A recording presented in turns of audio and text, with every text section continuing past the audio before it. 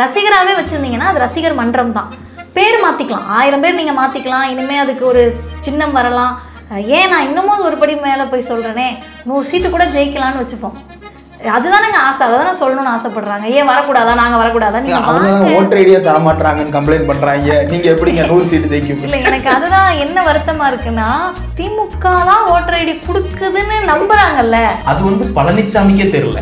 அதனால இந்த குழந்தைகளுக்கு தெரியலங்கிறது குறித்து நம்ம வருத்தப்பட வேண்டிய அவசியம் இல்லை. ஜெயிக்கணும்னு நினைச்சு வேலை பார்த்தா தானே அதெல்லாம் தெரியும். தம்பிங்களை விட்டுருவோம், கீழே இருக்கிற பசங்களை, நம்ம வயசை விட பெரியவங்க கூட இருக்காங்க, அவங்கள விட்டுருவோம். அவருக்கு தெரியாதா? இல்ல என்னன்னா முதல்ல தெரிஞ்சிருக்கிறதுக்கான வாய்ப்பு இல்லை. ஏன் அப்படின்னா தெரிஞ்சிருந்தா கட்சி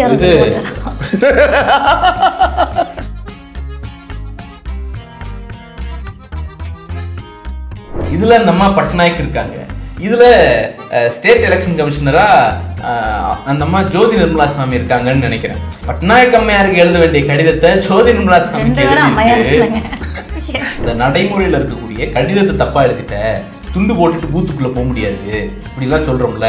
இதெல்லாம் அரசியல்ல ஒரு சாதாரண கிளை செயலாளருக்கு கீழே பணியாற்றுறாங்கல்ல, அவங்களுக்கு இருக்கக்கூடிய அடிப்படை அறிவு, அந்த அடிப்படை அறிவு குறித்து நாம சுட்டி காட்டினா, அந்த அடிப்படை அறிவே ஒரு தலைமைக்கு இல்லைங்கிறத நம்ம சுட்டி காட்டினா, பயந்துட்டியா, என்ன பார்த்து நடுங்கிட்டியா, அறிவு திருவிழான்னு அவதூறு திருவிழா நடத்துறியா, திருடர்கள் ஜாக்கிரதை அப்படின்னு போலீஸ் அனௌன்ஸ் பண்ணிலாம் நிறைய பார்த்துருப்போம். இந்த மாம்பழம்லாம் கூட்டமாக போறப்ப போலீஸ் பயந்துருச்சு அதனால அனௌன்ஸ் பண்றாங்கன்னு எப்படி சொல்ல முடியும்?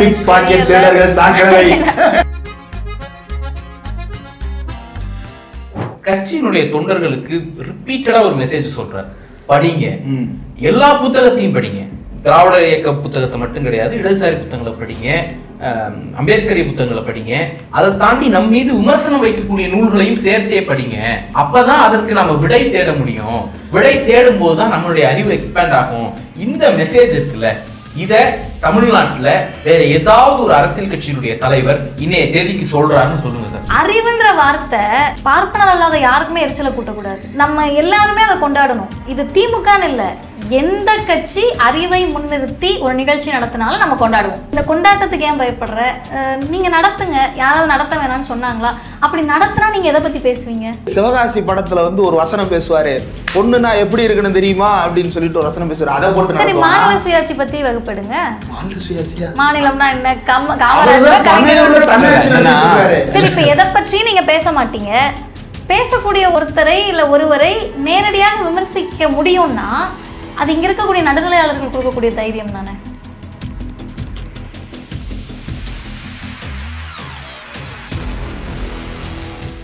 வெல்கம் டு ஆண்டர்கான்னு சொல்ல முடியாது, உட்கார்ந்து பேசணும்னு சொல்ல முடியாது, மில்டன் இல்லை.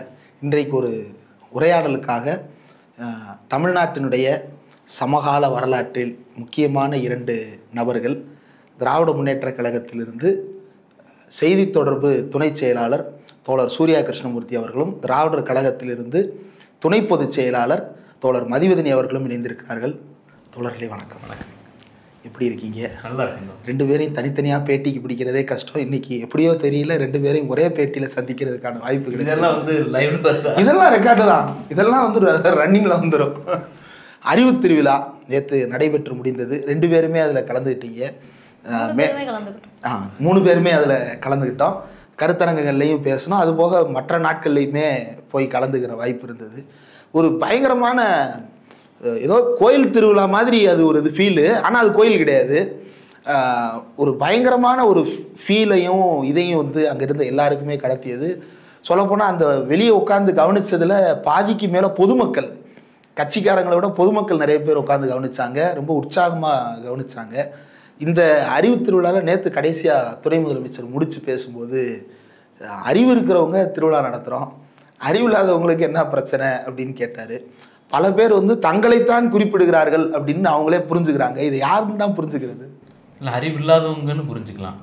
யாருன்னா யாருக்கு இல்லையோ அவங்களுக்கு குத்தம், யாருக்கு இல்லையோ அவங்களுக்கு குடையும். நம்ம சொன்னது பொதுவாக அறிவு திருவிழாங்கிற பேர் யாரெல்லாம் பயன்படுத்துதோ அவங்களையெல்லாம் குறிப்பிட்டோம் அப்படின்னு சொல்லலாம். இப்போ வந்து திராவிட இயக்கத்தினுடைய பெருமைகளில் ஒன்று என்னென்னா அறிவை ஜனநாயகப்படுத்தின மூமெண்ட். எனக்கு மட்டும்தான் சொந்தம், அறிவுனாலே இவர் தான், அந்த அந்த அந்த கோயில் இருக்க தெருவில் சுற்றி இருக்கிற 4 தெருவில் வாசிக்கிறவன் தான் அறிவாளி அப்படின்னு ஒரு இமேஜ் இருக்குல்ல.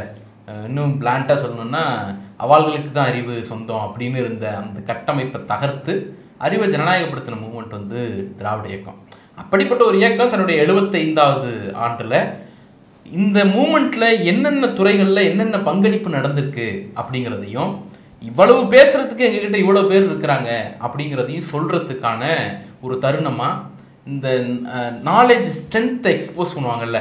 இப்போ நம்ம இதெல்லாம் நடக்கும், குடியரசு தினம் இதிலெல்லாம் பேரணி நடத்துவாங்க, ஆயுதங்களை பேரணி விடுறது, எங்கள்கிட்ட இந்தந்த ஆயுதங்கள்லாம் இருக்குது அப்படின்ட்டு இராணுவ வலிமையை, அந்த மாதிரி பாதுகாப்பு வலிமையை பறைசாற்றுவதற்காகத்தான் அந்த பேரணியை பயன்படுத்துறது.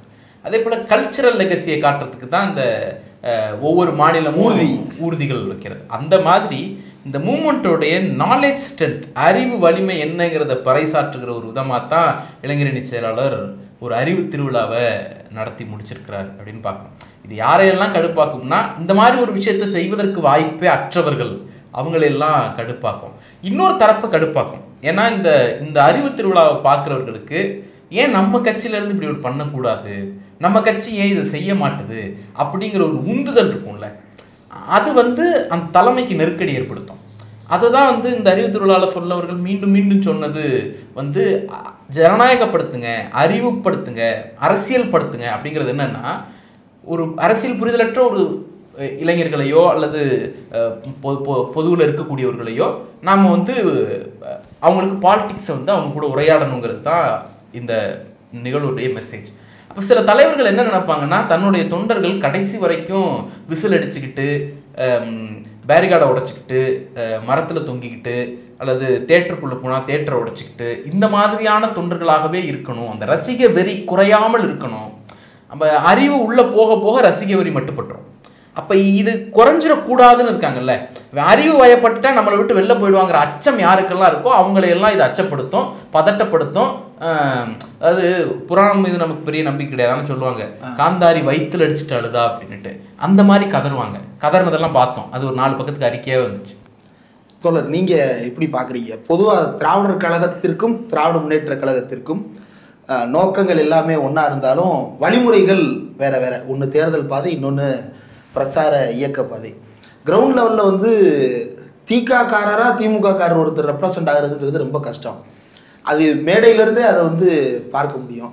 பல நேரங்களில் திக பேசிய கருத்துக்களை திமுக உதாரணத்திற்கு பூநூல் அறுப்பு அப்படின்ற ஒரு இதை முன் வச்சு திமுக இதை செய்தது அப்படின்ற பக்கம் திருப்புவாங்க. கடவுள் சிலை உடைத்தார்கள், அவர் பிள்ளையார் சிலை உடைச்சார், இவங்க தான் அது அப்படின்னு சொல்லி இந்த பக்கம் காட்டுவாங்க. ஆனால் ஒரு மெர்ஜர் ஒன்று பார்க்க முடியுது. கொள்கை அளவில் வந்து ஒரு பெரிய மெர்ஜர், ரொம்ப நாளாக மிஸ் பண்ண மாதிரி இருந்த ஒரு மெர்ஜர் வந்து அந்த மேடையில் பார்க்க முடியுது. உங்களுக்கு அது எப்படி இருந்துச்சு? இப்போ என்னை பொறுத்த வரைக்கும் தனிப்பட்ட முறையிலும் சரி, ஒரு இயக்கவாதியாகவுமே அது ஒரு வைப்பு. அந்த மகிழ்ச்சியிலேருந்து இன்னுமே எங்களால் மீள முடியல. ஏன் அந்த மகிழ்ச்சின்னு கேட்டிங்கன்னா, இப்போ நம்முடைய தலைமுறைக்கு இப்படி ஒரு செலிப்ரேஷனை நம்ம பார்க்கல. வெளிப்படையாக சொல்லணும்னா, இந்த மாதிரி ஒரு திராவிட முன்னேற்ற கழகம் போன்ற அரசியல் கட்சி இல்லை, ஆளுங்கட்சி, ஆளுங்கட்சியாக இருந்து ஒரு துணிச்சலான முடிவு. இது என்ன துணிச்சல்னு கேட்டால், சிஎம் பேசினதும் சரி, நம்மளுடைய துணை முதல்வர் பேசினதும் சரி, தங்களை யாராக அவங்க ப்ரொஜெக்ட் பண்ணுறாங்கன்னு இருக்குல்ல, இவங்க கிட்ட என்னவா நம்ம நெருங்க முடியும்ன்றது எல்லா கட்சியிலையுமே யோசிப்பாங்க.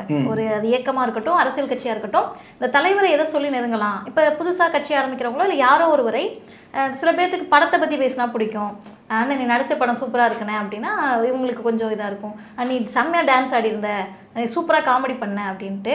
இப்போ இந்த தலைவர்களை எதை கொண்டு நெருங்க முடியும்? இப்போ நம்முடைய தலைவர்கள், அது ஆசிரியராக இருக்கட்டும், இல்லை முதல்வராக இருக்கட்டும், துணை முதல்வராக இருக்கட்டும், அவங்கக்கிட்ட நீங்கள் போய் எதை பேச முடியும் அப்படின்ற ஸ்டாண்டர்டை அவங்க செட் பண்ணியிருக்காங்க.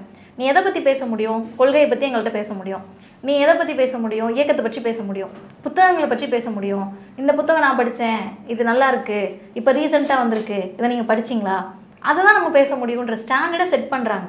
இதை ஒரு இயக்கத்தில் இருப்பவர்கள் செய்வது அப்படின்றது செய்ய முடிந்த ஒரு காரியம். ஏன் ஆளுங்கட்சியாக செய்ய முடியாதா அப்படின்னு கேட்டால், இதுவரை முடியலல்ல, இது முதல் தடவை முடிஞ்சிருக்கு. அப்போ ஏன் இப்போ செய்யணும்? அப்போ இதுக்கு முன்னாடி அவங்க அதை செய்யலையா அப்படின்னு பார்த்தா, திமுகவினுடைய ஒவ்வொரு நடைமுறையுமே அறிவை முன்னிறுத்தி தான் இருந்திருக்கு. குறிப்பாக கலைஞரை பற்றி நம்ம சொல்லணும் அப்படின்னு சொன்னால், அவருடைய எல்லா சொற்களிலும் செயல்பாடுகளிலையும் அறிவை முன்னிறுத்திக்கிட்டே இருக்கார். பேரறிஞர் அண்ணா அவர்கள் சட்டமாக ஒரு விஷயத்தை கொண்டு வரப்பவே அதனுடைய பின்புலம் என்னவா இருக்குன்னா பகுத்தறிவாக தான் இருக்குது. இன்னைக்கு சிஎம் வந்து ஏதோ ஒரு திட்டத்தை அறிவிக்கிறார். அந்த திட்டத்தை அறிவித்த பிறகு அதுக்கு என்ன சொல்லி முடிக்கிறாருன்னா பகுத்தறிவோடு இருக்கணும்னு. குழந்தைகள் தினத்துக்கு வாழ்த்து சொல்கிறாரு. நம்ம அந்த வாழ்த்து செய்தியை மற்றவங்க எப்படி பார்த்தாங்கன்னு நமக்கு தெரியாது. ஆனால் ஒரு பெரியாரியவாதியாக நாங்கள் எப்படி பார்க்குறோன்னா கடைசியாக ஒரு மூடநம்பிக்கையற்ற பகுத்தறிவு சார்ந்த குழந்தைகளாக நீங்கள் வளரணுன்றாரு. இதை வந்து இந்தியாவில் ஒரு ரூலிங் பார்ட்டியாக டிக்ளேர் பண்ணது திமுக மட்டும்தான். அடுத்து துணை முதல்வர் நேற்றைக்கு பேசின வீடியோவில் அதில் ரொம்ப நமக்கு என்ன அப்படின்னா, அடுத்த ஒரு அரை நூற்றாண்டுக்கு பயம் இல்லாமல் இருக்கலாம். இந்த திராவிடர் இயக்கத்தில் இடையில் ஒரு வீழ்ச்சி இருந்தது, கொஞ்ச நாள் வந்து வளர்ச்சி இருந்திருக்கும், திரும்ப அந்த வீழ்ச்சி இருந்திருக்கும், கொள்கையில் வந்து கீழே இருக்கிறவங்க மாறுபட்டு பேசுகிறாங்கன்ற சிக்கல் இருந்திருக்கும். நம்ம ஜாதி ஒழிப்பை பேசிகிட்டு இருப்போம், யாரோ ஒருத்தர் போயிட்டு ஜாதி ரீதியாக ஒரு ஸ்டேட்மெண்ட் சொல்லிடுவாங்க. வெளிப்படையாக பேசணும்னா நம்ம வந்து மதவாதத்தை எதிர்த்துட்டு இருப்போம், ஏதோ ஒரு இடத்துல ராமனை பற்றி போற்றுதலாக பேசியிருப்பாங்க. இந்த மாதிரியான ஏதோ ஒரு இடங்களில் நடந்துட்டு தான் இருக்குது, நம்ம இல்லை அப்படின்னு சொல்ல முடியாது. அதனால தான் இது தீகா இது திமுக அப்படின்னு நம்ம வேறுபடுத்தியே சொல்கிறோம். ஆனாலும் வந்து எங்கே நிற்பாங்கன்னா, நீங்கள் சொன்ன மாதிரி பாருங்கள் திமுக காரங்க என்ன பண்ணிட்டாங்க, பாருங்கள் திமுக காரங்க என்ன பண்ணிட்டாங்கன்னு அந்த லைனை வந்து பிடிச்சிட்டு பேசுவாங்க. டெப்டி சிஎம் ஒரு படி மேலே போய் நேற்று பேசுகிறப்ப இந்த இடம் ராசி இல்லாத இடம்னு சொல்லப்பட்டது, நான் அங்கே நடத்தியிருக்கேன். இது எவ்வளோ பெரிய மெசேஜ், கட்சிக்குள்ளே இருக்கவங்களுக்கு மெசேஜ், கட்சிக்கு வெளியே இருந்து திமுக வந்து கொள்கை வழியில் என்ன இருக்குன்னு கேட்குறவங்களுக்கு மெசேஜ், எல்லாத்தையும் தாண்டி இளைஞரணியில் வரக்கூடிய தம்பிகள் என்கிட்ட நீங்கள் நெருங்கணும்னா குறிப்பிட்ட ஜாதியை சொல்லி நீ நெருங்க முடியாது, குறிப்பிட்ட மதத்தை சொல்லி நீ என்னை நெருங்க முடியாது, நீ திராவிடத்தை ஏற்றுக்கொண்ட கொள்கையாளனாக தான் நீ என்னை நெருங்க முடியும் அப்படின்ற மெசேஜை துணை முதல்வர் இந்த அறிவு திருவிழா மூலமாக சொல்லியிருக்காரு அப்படின்றதான் எங்களுடைய பார்வையாக இருக்குது. மேடையில் இப்போ நம்ம 2 பேரும் ஒரே அமர்வில் தான் இருந்தோம். அந்த மேடையிலையுமே நான் சொல்லியிருந்தேன், பேக்லேருந்து லேப்டாப் எடுக்கிறதுக்காக எதேச்சியாக குனிஞ்சா அந்த பக்கம் வெள்ளை டிஷர்ட் கருப்பு பேண்ட் ஒன்று இருந்தது. யாரா அதுன்னு பார்த்தா டெப்டி சிஎம் உட்காந்து, இவர் ஏன் இங்கே உட்காந்துருக்கிறாரு, கீழே உட்காந்துருந்தாலாவது சரி, மேடைக்கு முன்னாடி எல்லோரும் இருக்கிறாங்க, பக்கத்தில் இங்கே உட்காந்துருக்கிறாரு அப்படிங்கிறது வந்து கூடுதல் பயம் மாதிரி இருந்துச்சு. அப்புறம் பார்த்தா எல்லா அமர்வுகள்லையுமே அது கரெக்டாக நம்ம அமர்வில் தான் ஃபஸ்ட்டு அங்கே வந்து உட்காந்தார், அதுக்கு முன்னாடி கீழே இருந்தார். அப்புறம் மேலே வந்து எல்லா அமர்வுமே அங்கே வந்து உட்காந்து எல்லாரும் பேசுகிறதையுமே முழுசாக கவனிச்சார். ரொம்ப ஜாலியாக அந்த மேடைக்கு பின்னாடி வந்து யார் முகத்துலேயுமே வந்து டென்ஷன் தெரியல, கோபம் தெரியல, யாருமே இன்னொருத்தரை பார்த்து அதை ஒழுங்காக செஞ்சு இதை ஒழுங்காக செஞ்சு அப்படி கத்தலை, ஒரு கூலாக செமையாக அதை ஹேண்டில் பண்ணியிருந்தாங்க. கட்சிக்காரங்க மத்தியில் அந்த ஃபீல் எப்படி இருக்கு? அடிப்படையில் இப்போ ஒரு டெப்யூட்டி சிஎம் பொறுத்த வரைக்கும் இந்த மாதிரியான நிகழ்வுகளை வந்து ஓன் பண்ணக்கூடியவர். இது நான் நடத்துகிற நிகழ்ச்சி, ஏன்னா இந்த மூமெண்ட்டில் இருக்கக்கூடிய நலத்திட்ட உதவிகள் கொடுக்குற பழக்கங்கள் எல்லாருக்கும் இருக்கும். அதை கிளைம் பண்ணுறோமா, இல்லை ஒரு விளையாட்டு போட்டி நடத்துவோம், இல்லை வெவ்வேறு விஷயங்கள் பண்ணுவோம், பப்ளிக்கோட கனெக்ட் ஆகிற மாதிரியான விஷயங்கள், அதை வந்து ஓன் பண்ணுறோமா, இல்லை எதை வந்து தன்னுடைய ஐடென்டிட்டியாக காட்டுறோங்கிறது முக்கியம். இளைஞரணி செயலாளரை பொறுத்த வரைக்கும் அவர் வந்து இந்த மாதிரியான அறிவு செயல்பாட்டை ஐடென்டிட்டியாக முன்வைக்கக்கூடிய ஒரு பெரிய ஆளுமையாக தான் நான் தொடர்ச்சியாக பார்க்குறேன். ஒரு உதாரணத்துக்கு வந்து இளம் பேச்சாளர்களை தேர்ந்தெடுத்தோம், தமிழ்நாடு முழுக்க ட்ராவல் பண்ணி போய் தேர்ந்தெடுத்தோம். நீங்கள் வந்தீங்க, நான் வந்தேன், தொடர் மதிவதினி இருந்தாங்க, எல்லாரும் போனோம். அந்த நடுவர் குழுவில் போனோம். அப்போ வந்து நம்ம 200 பேரை செலக்ட் பண்ணிட்டோம். அந்த எண்ணிக்கை கம்மி நம்ம செலக்ட் பண்ணதில். அவங்க துணை முதலமைச்சராக பார்த்து சில பேருடைய பேச்சு பிடிச்சி போய் அவங்க அந்த பட்டியலை எக்ஸ்பேண்ட் பண்ணுறாங்க. இப்போ சொன்னது 100 தான், ஆமாம், அப்புறம் 150 80 ஆச்சு, இப்போ 200 பேருக்கு மேலே இருக்கிறாங்க. இவங்களுக்கு ஒரு பயிற்சி கூட்டம் வந்து அண்ணா அறிவாலயத்தில் நடத்தப்பட்டது. அந்த நிகழ்வில் அந்த 2 நாளும் இளைஞரணி செயலாளர் அந்த நிகழ்வுலேயே இருந்தார், முன்வரிசையில் உட்கார்ந்துருந்தார். ஆனால் இன்னைக்கு 2 நாள் கருத்தரங்கத்தில் முன்வரிசையில் இல்லாமல் மேடைக்கு பக்கத்தில் உட்காந்துருக்கிறார். நான் என்ன புரிஞ்சுக்கிறேன் அப்படின்னா, அப்சர்வேஷன் என்ன அப்படின்னா, அது வந்து ஒரு க்ளோஸ் டோர் ஈவெண்ட். யார் யார் பயிற்சிக்கு வராங்களோ அவங்க மட்டும்தான் அந்த நிகழ்வில் பங்கெடுக்க முடியும். வேற யாரும் வெளியில் வந்து அவர் பார்க்கறதுக்கான வாய்ப்பு இல்லை. முன்வரிசையில் உட்காந்து பார்த்தார். இன்னைக்கு வந்து இது ஒரு ஓப்பன் ஈவெண்ட். உள்ளே வரக்கூடிய கட்சி தொண்டர்கள் தோழர்கள் மேடையில் என்ன நடக்குதுங்கிறத பற்றி இல்லாமல் அவரை பார்க்குறோங்கிற ஆர்வ மிகுதியில் வந்து புத்தகம் கொடுப்பாங்க, ஒரு ஒரு வேட்டி கொண்டு வந்து கொடுப்பாங்க, ஏதோ ஒன்று கையில் இருக்கக்கூடியது கொடுத்து அவரோட ஃபோட்டோ எடுத்துக்கணும்னு ஆசைப்படுவாங்க, ஒரு ஏதோ ஒன்று இருக்கும், அவரோட நிற்கணும் அப்படிங்கிற ஒரு இது இருக்கு. ஏன்னா தமிழ்நாடு முழுக்க இருந்து இன்னார் தான் வரணும்னு இல்லை, எல்லாரையும் வந்திருக்காங்க. அப்படி இருக்கும் பொழுது கீழே நடக்கக்கூடிய இந்த மூமெண்ட் வந்து பேசுகிறவர்களை டிஸ்டர்ப் பண்ணிடக்கூடாது அப்படிங்கிற காரணத்துக்காக கூட அவர் போய் மேடைக்கு அருகில் பின்பக்கம் சைடில் உட்காந்துருக்கிறதுக்கான வாய்ப்பு இருக்கும். நான் அப்படி யூகிக்கிறேன், அப்படி இருக்கலாம் வாய்ப்பு. ஏன்னா அவர் முதல்ல வந்து முதல் அமர்வில் கீழே தான் உட்காந்து பார்த்தார். தலைவருடைய நிகழ்ச்சி முடிஞ்ச பிறகு முதல் அமர்வு ஆரம்பிக்கிறதுக்கான இடைப்பட்ட ஒரு 15 நிமிடம் வந்து கீழே உட்காந்து பார்த்தார். ஒரு 20-30 பேர் வந்து அவர்கிட்ட வந்து புத்தகம் கொடுக்குறதும் சால்வை கொடுக்குறதுமா இருந்தாங்க. அது தவிர்க்க முடியாது, தோழர்கள் வரும்பொழுது அதை தவிர்க்க முடியாது. ஆனால் மேடைக்கு வந்து அதை டிஸ்டர்ப் பண்ணும். பேசுகிற நீங்களும் நானும் பேசும்பொழுது ஒரு சின்ன டிஸ்டர்பன்ஸ் இருக்கு. அதற்காகத்தான் அவர் மேடையில் போய் உட்கார்ந்தாருன்னு நான் நினைக்கிறேன். இன்னொன்று, அது ரிஃப்ளெக்ட் ஆகுது. பொதுவாக பார்த்தோம் அப்படின்னா கட்சியில் ஹைரார்க்கி இருக்கும். மாநில நிர்வாகம், மாவட்ட நிர்வாகம், ஒன்றிய நகரம் பகுதி, இப்படி கீழே மேலேருந்து வரும். இதில் வந்து கீழே கடைநிலையில் இருக்கிறவங்க தான் வந்து பணியாற்றுவாங்க. கீழே போய் ஒரு உடல் உழைப்பை செலுத்தி அங்கே கண்ட்ரோல் பண்ணுறது, இது பண்ணுறது, இதெல்லாம் கீழே கடைநிலையில் இருக்கிறவங்க பண்ணுவாங்க. மேலே இருக்கிறவங்க ஒரு விருந்தினர் மாதிரி வந்துட்டு போவாங்க. இங்கே இது அப்படியே ஆல்டர்னேட்டாக நடந்துச்சு. இளைஞரணி செயலாளரே இறங்கி இந்த கூட்டத்தை ஒழுங்குபடுத்துறதும் மேடையை ஒழுங்குபடுத்துறதும்னு போய் உட்கார்ந்ததுனால 9 துணை செயலாளர்கள் மூளைக்கு மூளை சுற்றிக்கிட்டு தான் இருந்தாங்க, தவிர ஒருத்தரும் சேர் போட்டு உட்காரல. ஆனால் ஒரு பகுதி துணை அமைப்பாளரும் ஒரு ஒன்றிய துணை அமைப்பாளரும் ஃபர்ஸ்ட் ரோல உட்காந்துட்டு கூட்டம் கேட்டுட்டு இருந்தாங்க. இது வந்து ஒரு இந்த மூமெண்ட் அப்படியே ரிவர்ஸ் பண்ணுது. இது வரைக்கும் இருந்த ஹையரார்க்கியை உடைச்சு போடுது. அறிவு திருவிழாக்குள்ள வந்துட்டோம் அப்படின்னா இருக்கிற பொறுப்பெல்லாம் தாண்டி இந்த கட்சியில நீ ஒரு தொண்டை, நான் ஒரு தொண்டை, உன்னால என்ன முடியுதோ அதை நீ பண்ணு, என்னால என்ன முடியுதோ அதை நான் பண்றேன் அப்படிங்கிற ஒரு பாசிபிலிட்டி வந்து அது உருவாக்கி இருக்கு. அது அவரே முன்னுதாரணமா இருந்திருக்கிறார். அதனாலதான் இது ரிஃப்ளெக்ட் ஆகுதுன்னு பாக்குறேன். அந்த தோழமை உணர்வை வந்து எல்லாருக்குள்ளேயுமே பார்க்க முடிஞ்சுச்சு. அது அவரே சொன்னார், ஏதோ காலேஜ் ஃபேர்வெல் மாதிரி இருக்கு, எல்லாம் மாமா மச்சான்னு ஜாலியா இருந்து. நேற்று வந்து யூஸ்வலாக நம்ம வல்லூர் கோட்டத்துக்கு அருகிலேயே இருக்கக்கூடியவர்கள் வல்லூர் கோட்டத்தை அப்பப்போ பார்க்குறோங்க. அந்த அனுபவத்திலேருந்து எனக்கு வந்து இன்னைக்கு காலிலேருந்து ஒரு மாதிரி கனமாக இருக்குது. ஏன்னா திடீர்னு இன்னைக்கு சாயந்தரம் போனால் அங்கே ஒரு கலை நிகழ்ச்சி நடக்கும், ஒரு உரை இருக்கும், புத்தக கண்காட்சி போனால் நண்பர்கள் இருப்பாங்க, தோழர்கள் இருப்பாங்க, பேசிகிட்டு இருக்கலாம். இப்படின்னு ஒரு வாரம் 7-8 நாள் இருந்துட்டு இன்னைக்கு சாயந்தரம் போனால் அப்படிங்கிற கொஸ்டின் இருக்குல்ல, அது ஒரு சின்ன ஒரு மிஸ்ஸிங், ஒரு சின்ன ஒரு ஏதோ ஒரு ஃபீல். அவர் சொன்னது ரொம்ப அழகாக காயின் பண்ணார். காலேஜ் ஃபேர்வெல் முடிச்சுட்டு போகிற மாதிரி இருக்கீங்க அப்படின்ட்டு. அதை இன்னைக்கு கவிஞர் மனுஷபுத்திரன் அதை அப்படியே எலிவேட் பண்ணியிருக்காரு. அவருடைய அந்த அனுபவத்தை எழுதும் பொழுது கடைசி வரி இப்படி முடிக்கிறார், நாளை வள்ளுவர் கோட்டம் போனால் அங்கே தேர் இருக்கும், திருவிழா இருக்காது அப்படின்ட்டு. நீங்கள் அந்த ஃபீல் எல்லாருக்குமே இருக்கு. இந்த நிகழ்வுல பங்கெடுத்த பதிப்பாளர்கள் இருந்து, எழுத்தாளர்கள் இருந்து, வந்துட்டு போனவங்கள்ல இருந்து அவ்வளோ பேருக்கு இருக்கும். ஒரு அறிவு திருவிழா உணர்ச்சி திருவிழாவாக மாறினது அந்த இடத்துல தான் நினைக்கிறேன்.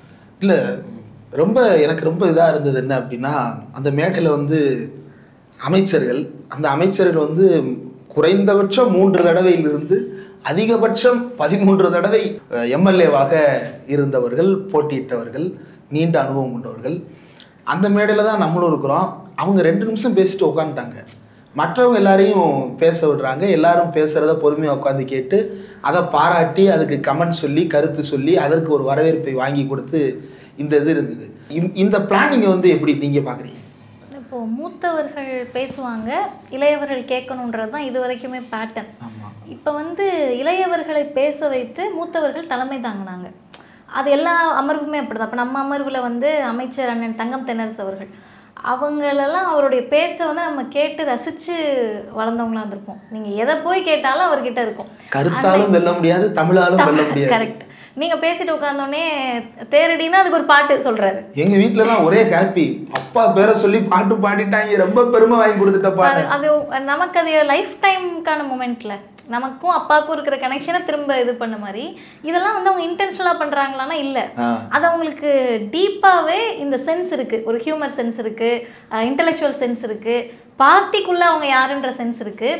இவங்க உட்காந்து நம்ம பேச்சை கேட்குறாங்க. நம்ம முடிச்சுட்டு வந்தோன்னே இந்த புத்தகத்தை பற்றி சொன்னீங்களே, அந்த புத்தகத்தை பற்றி சொன்னீங்களே, நம்மக்கிட்ட பேசுகிறாங்க. இது மூலமாக இளைஞரணி செயலாளரோ இல்லை துணை முதல்வராக இந்த 2 பொசிஷனில் இருந்துமே அண்ணன் உதயநிதி அவர்கள் இதுவுமே அகைன் ஒரு மெசேஜ் தான். என்னன்னு கேட்டால், இளையவர்கள் இவ்வளோ ஆற்றலோடு இருக்காங்கன்றத நம்ம வெளியே சொல்கிறோம், கன்வே பண்ணுறோம். அதோடைய அர்த்தத்தை 2 வகையில் புரிஞ்சுக்கலாம். ஒன்று, இந்த இயக்கத்தை பொறுத்தவரை இப்போ ரீசெண்டாக நீங்கள் பார்த்தீங்கன்னா தெரியும், நம்மளுடைய வெற்றியில் பெரிய நம்பிக்கை கொண்டவர்கள், எப்படியாவது திமுக ஜெயிச்சிடணும்னு ஆசையில் இருக்க நடுநிலையாளர்கள் இருக்காங்கல்ல, அவங்கெல்லாம் வந்து நான் யாரை சொல்கிறேன் எப்படி சொல்கிறேன்னு உங்களுக்கு புரிஞ்சிருக்கும்.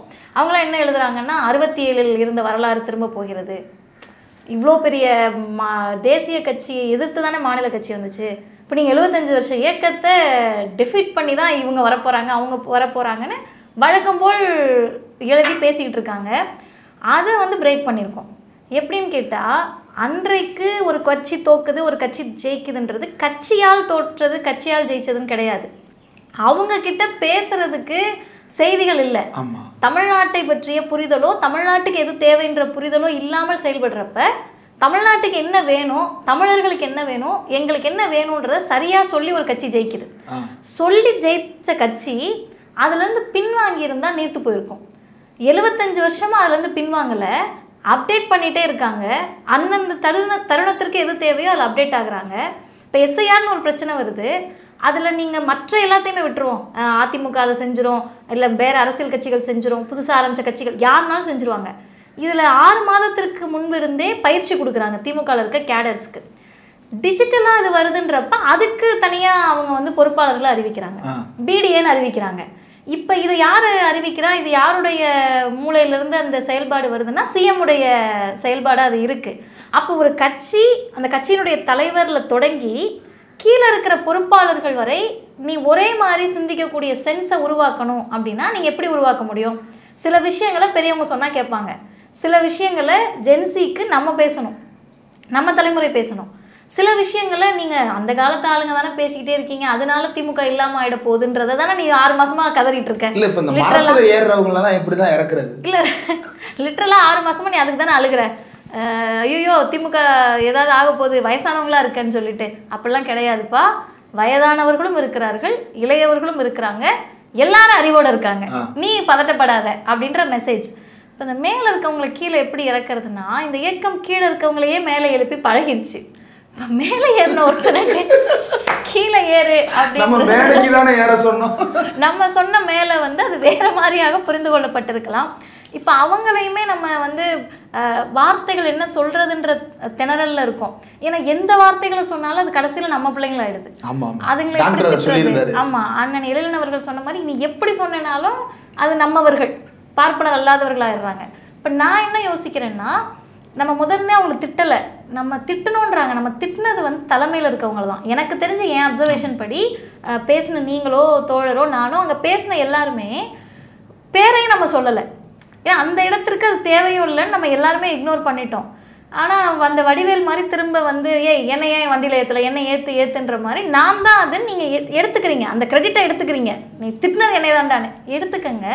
ஆனால் அந்த தலைமையில் பொறுப்பில் இருப்பவர்கள் குறைந்தபட்சம் இனிமேலாவது ரசிகத்துவம் முக்கியமா இல்லை ஒரு கொள்கை சார்ந்த தொண்டர்கள் முக்கியமானு இருக்குல்ல. நீங்கள் ரசிகர்கள் தொண்டர்களாக மாறினாதான் அது கட்சி. ரசிகராகவே வச்சுருந்தீங்கன்னா அது ரசிகர் மன்றம் தான். பேர் மாற்றிக்கலாம், 1000 பேர் நீங்கள் மாற்றிக்கலாம், இனிமேல் அதுக்கு ஒரு சின்னம் வரலாம். ஏன் நான் இன்னமும் ஒரு படி மேலே போய் சொல்கிறேனே, 100 சீட்டு கூட ஜெயிக்கலான்னு வச்சுப்போம். அதுதானங்க ஆசை, அதை தானே சொல்லணும்னு ஆசைப்படுறாங்க. ஏன் வரக்கூடாதா, நாங்கள் வரக்கூடாதா? நீங்கள் ஓட்டர் ஐடியா தர மாட்டாங்கன்னு கம்ப்ளைண்ட் பண்ணுறாங்க, நீங்கள் எப்படிங்க 100 சீட்டு ஜெயிக்க? இல்லை, எனக்கு அதுதான் என்ன வருத்தமாக இருக்குன்னா, திமுக தான் ஓட்டர் ஐடி கொடுக்குதுன்னு நம்புறாங்கல்ல, அவங்களுக்கு நம்ம எங்க போய் பேசுறது, இவங்களை எங்க திரட்டி நம்ம சொல்றது? நீங்க எப்படி ஓட்டர் ஐடி எல்லாம் கேப்சர் பண்றீங்க, அவங்களுக்கு அந்த தயாரிக்கிறீங்க? எனக்கு வேற வருத்தம் இருக்கு. இவங்களாவது ஏதோ இன்னும் ஓட்டு போட கூட வராத பசங்க, ஓட்டர் ஐடி கூட இல்லாத பசங்க அப்படிதான் பெரும்பாலும் இருக்கிறாங்க. ஆனால் இந்த நாட்டை ஒரு 4 வருஷம் முதலமைச்சருங்கிற பேரில் உட்காந்து ஆட்சி பண்ணிட்டு, இந்த நாட்டில் எதிர்கட்சி தலைவருங்கிற பேரில் உட்காந்துட்டு பழனிசாமி என்ன சொல்றாரு, நிரந்தர பொதுச் செயலாளர். அது இங்க இளந்தலைவருடைய பெருந்தன்மை. ஸோ அந்த பழனிசாமி என்ன சொல்றாரு, தேர்தல் ஆணையத்தின் கீழ் பணியாற்றக்கூடிய அதிகாரிகள் தான் சொல்லணும், அரசு அதிகாரிகள், கவர்மெண்ட் அதிகாரிகள் நீங்க கேப்சர் பண்ணிட்டீங்க, திமுக ஆட்கள் அப்படின்னு குறிப்பிடுறாரு. The moment they become BLO, அந்த நொடியிலிருந்து அவர்கள் தேர்தல் ஆணையத்தின் கட்டளைக்கு கட்டுப்பட்டவர்கள், தேர்தல் ஆணையத்தின் வழிமுறைக்கு கட்டுப்பட்டவர்கள். அவங்கள நீங்க நடவடிக்கை எடுக்கணும்னா கூட தேர்தல் ஆணையத்திட்ட ஒப்புதல் வாங்கி தான் நடவடிக்கை எடுக்கணும். இப்போ உதாரணத்துக்கு சென்னை மாநகராட்சி ஆணையர் இருக்காருன்னு வச்சுப்போம், அவருக்கு 2 ரோல் இருக்கு. நிர்வாக படி அவர் சென்னை மாநகராட்சியினுடைய ஆணையர், எலெக்ஷன் ரோல் படி அவர் வந்து சென்னை மாநகராட்சிக்கு உட்பட்ட தேர்தல் அலுவலர், இஆர்ஓ வராருன்னு வச்சுப்போம். அந்த எலெக்ஷன் ஆஃபீஸரை நாங்கள் மாநகர ஆணையரை டிரான்ஸ்ஃபர் பண்ணணும்னா கூட தேர்தல் ஆணையத்திட்ட அனுமதி வாங்கணும். இது எப்போதும் எப்போ வரும்னா மாடல் கோட் ஆஃப் கான்டாக்ட், தேர்தல் தேதி அறிவிக்கப்பட்ட பிறகு அந்த மாடல் கோட் ஆஃப் கான்டாக்ட் வந்துச்சுன்னா இந்த பிரச்சனை வரும். நிர்வாக ரீதியாக ஒருத்தர் டிரான்ஸ்ஃபர் போடணும்னாலும் நம்ம தேர்தல் ஆணையத்திட்ட பர்மிஷன் ஆகணும். இப்போ இந்த ப்ராசஸ் நடக்குதுல, எஸ்ஐஆர் ப்ராசஸ், அந்த ப்ராசஸுக்கே நீ வந்து ஒரு ரொட்டீனாக ஒரு நிர்வாக டிரான்ஸ்ஃபர் போடணும்னா கூட வாங்க பர்மிஷன் வாங்கிட்டு போடு அப்படின்னு சீஃப் செக்ரட்டரிக்கு எழுதின கடிதத்தில் எலெக்ஷன் கமிஷன்லேருந்து கொடுத்துருக்குறாங்க. அப்போ வந்து அவங்க அந்த நொடியிலிருந்து தேர்தல் ஆணையத்தின் அதிகாரிகள் தானே தவிர அவங்க அரசுக்கு கட்டுப்பட்டவர்கள் இந்த வேலைக்கு அந்த எஸ்ஐஆர் பணிகள்ல அது வந்து பழனிசாமிக்கே தெரியல. அதனால இந்த குழந்தைகளுக்கு தெரியலங்கிறது குறித்து நம்ம வருத்தப்பட வேண்டிய அவசியம் இல்லை. ஜெயிக்கணும்னு நினைச்சு வேலை பார்த்தா தானே அதெல்லாம் தெரியும். ஒரு கட்சி நடத்துறவங்க ஆட்சியை பிடிக்கணும்ன்ற எண்ணத்தோடு வேலை செஞ்சாதானே இவ்வளோ கான்சியஸா இருக்கும். எங்கங்க பிடிக்கணும்னு நினைக்கிறவங்க வாக்காளர் அடையாளத்தை தான் பிடிங்கி வச்சிருக்கீங்க. அவர் அந்த வீடியோ பார்த்துருப்பீங்க. அந்த வீடியோவில் பாஜகன்ற வார்த்தை இல்லை, எலெக்ஷன் கமிஷன்ற வார்த்தை இல்லை, virtual warriors please help everyone to fill the form. இன்னொன்று ஜென்சிலாம் வந்து நீங்கள் வாசலில் நின்னீங்கன்னா அது தமிழ்நாடா இல்லை நம்ம தான் தெரியணும்னாரு. எனக்கு ஒரு சந்தேகம் என்னென்னா அது தோழர் தான் தெரியப்படுத்தணும். ஏன்னா அவர் ஒரு அரசியல் கட்சியினுடைய பிரதிநிதியாக தான் இருக்கிறதுனால அது எப்படி நம்ம போய் கட்சி கொடியோடையே போய் ஓட்டு போட்டுருவோம். இல்லை அது எனக்கு இதில் எப்படி அது தெரியும். இப்போ நான் தீக்கால இருக்கேன், நான் என்ன தீக்காக்காரங்க வந்திருக்கேன், இல்லை திமுகனே வச்சுக்கோங்க, அங்கே அது இருக்கா அப்படி சொல்லுங்க. இல்லைங்க, பூத்துக்குள்ள போகும்போது எல்லா அரசியல் சார்ந்த அடையாளங்களையும் புடுங்கிட்டு தான் உள்ளே 100 மீட்டருக்கு முன்னாடியே பண்ணிடுவான். நம்ம முன்னாடியாவது இந்த டேபிள் போட்டு இது பண்ணுவோம். அது 100 மீட்டர்னு இருந்துச்சு நான் சின்ன பிள்ளையா இருக்கும்போது. அப்புறம் அது 200 மீட்டர் ஆக்கணும். இப்பெல்லாம் வந்து அங்கே டேபிள் போடுறதுக்குமே அலோவ் பண்றது இல்லை. நான் தான் பூத்தில் இப்போ நான் கொடுத்துட்றேன்னு நீ எதுக்குறா உட்காந்து எழுதுறேன்னு விரட்டி விடுறேன். ஆமா, அப்படி இருக்கிறப்போ நீ ஒழுங்கா கொடுக்கலங்கிறதுக்காக தான் நான் வந்து எழுதி கொடுத்துட்டு இருக்கேன் அப்படிங்கிறத நம்ம டேபிள் போடுறோம். அதுலயே ஏகப்பட்ட நெருக்கடி இருக்கு. அதுவும் இந்த பதட்டமான வாக்குச்சாவடிகள்லாம் வந்து 200 மீட்டருக்கு அந்தாண்டே நிக்க விடுறது கிடையாது. இல்லை இப்போ அப்போ எப்படி நான் இந்த தம்பிங்களை விட்டுருவோம், கீழே இருக்கிற பசங்களை, நம்ம வயசை விட பெரியவங்க கூட இருக்காங்க, அவங்கள விட்டுருவோம். அவருக்கு தெரியாதா? இல்ல என்னன்னா முதல்ல தெரிஞ்சிருக்கிறதுக்கான வாய்ப்பு இல்லை. ஏன் அப்படின்னா தெரிஞ்சிருந்தா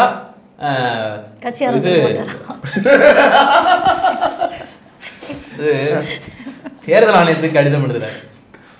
இந்த எம்டன் மகன்ல வரும்ல, நீ விட வேண்டியது வந்து அங்க வந்து முன்னாடி தூக்கு போட்டு செத்து போன சாந்தி அப்படிம்பாங்கல்ல, அந்த கதையா இவர் எழுத வேண்டிய கடிதம் செக்ரட்டரியேட்டுக்கு, தமிழ்நாட்டினுடைய சீஃப் எலெக்ஷன் ஆஃபீஸருக்கு. இவர் எழுதுற கடிதம் ஸ்டேட் எலெக்ஷன் கமிஷனருக்கு. 2 பேரும் வேற வேற. இதுல அந்த அம்மா பட்நாயக் இருக்காங்க, இதுல ஸ்டேட் எலெக்ஷன் கமிஷனரா அந்த அம்மா ஜோதி நிர்மலா சாமி இருக்காங்கன்னு நினைக்கிறேன்.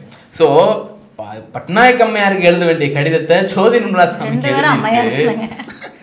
இல்லைங்க, அவங்க நான் என்ன கேட்கிறேன்னா, நீங்க ஒரு 75 வருஷம் கட்சி, நீங்க சரியா எழுதலாம். புதுசா கட்சி ஆரம்பிச்சவங்களும் நீங்க எப்படி சரியா எழுதணும்னு நினைக்கிறீங்க? எனக்கு அது புரியலையே. அவங்க எப்படி சரியா இருக்கணும்னு நீங்க நினைக்கிறீங்க? அடுத்த முதலமைச்சர் நான் கிளைம் பண்ணக்கூடிய ஒருத்தர் யாரு வந்து யார் சீஃப் எலெக்ஷன் ஆஃபீஸர், யார் ஸ்டேட் எலெக்ஷன் கமிஷனர்னு இல்லை. இந்த குழப்பம் வந்து IAS IPS ஆனவங்களுக்கே இருக்குன்னு நினைக்கிறேன். ஏன்னா எடப்பாடி விடுவான். அண்ணாமலை வந்து ஒரு தடவை சொன்னாப்புல உள்ளாட்சி தேர்தலில் பிரச்சனைன்னு சொல்லி டெல்லியில் இருக்கக்கூடிய ஆல் இண்டியா எலெக்ஷன் கமிஷனர் வந்து டேக் பண்ணி புகார் சொன்னாப்புல.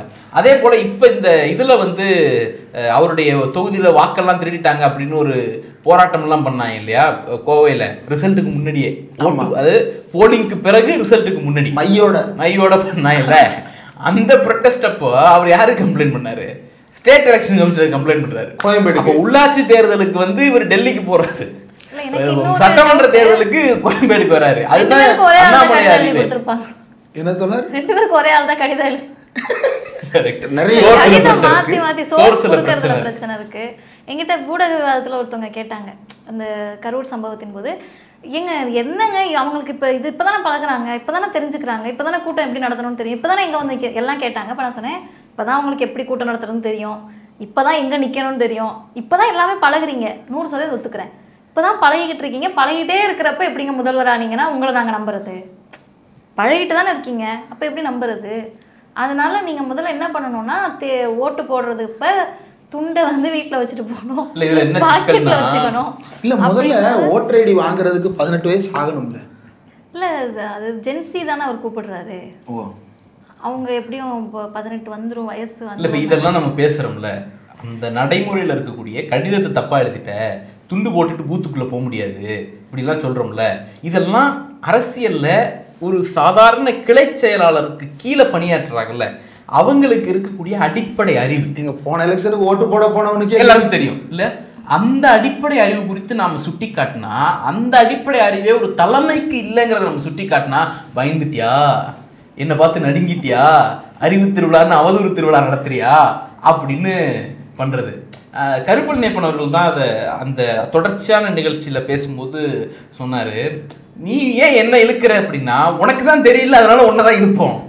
தெரிஞ்சுட்டு வந்தீங்கன்னா நான் உன்னை சொல்ல போறது இல்லை, தெரியாம நிக்கிறதுனால வா தெரிஞ்சுக்கன்னு கூப்பிடுறோம், வேற ஒன்றும் கிடையாது. ரெண்டாவது இப்ப திருடர்கள் ஜாக்கிரதை அப்படின்னு போலீஸ் அனௌன்ஸ் பண்ணிலாம் நிறைய பார்த்துருப்போம். இந்த மாம்பழம்லாம் கூட்டமா போறப்ப போலீஸ் பயந்துருச்சு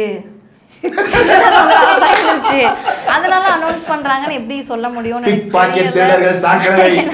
இல்ல. அது நான்லாம் அப்படி ஒருத்தவங்க ஜாக்கிரதைன்னு சொல்றாங்கன்னாவே என்னை பயந்துட்டு சொல்றான்னு எப்படி நம்ம சொல்ல முடியும்? ஐயா பெரியாரே இதை சொல்றாரு.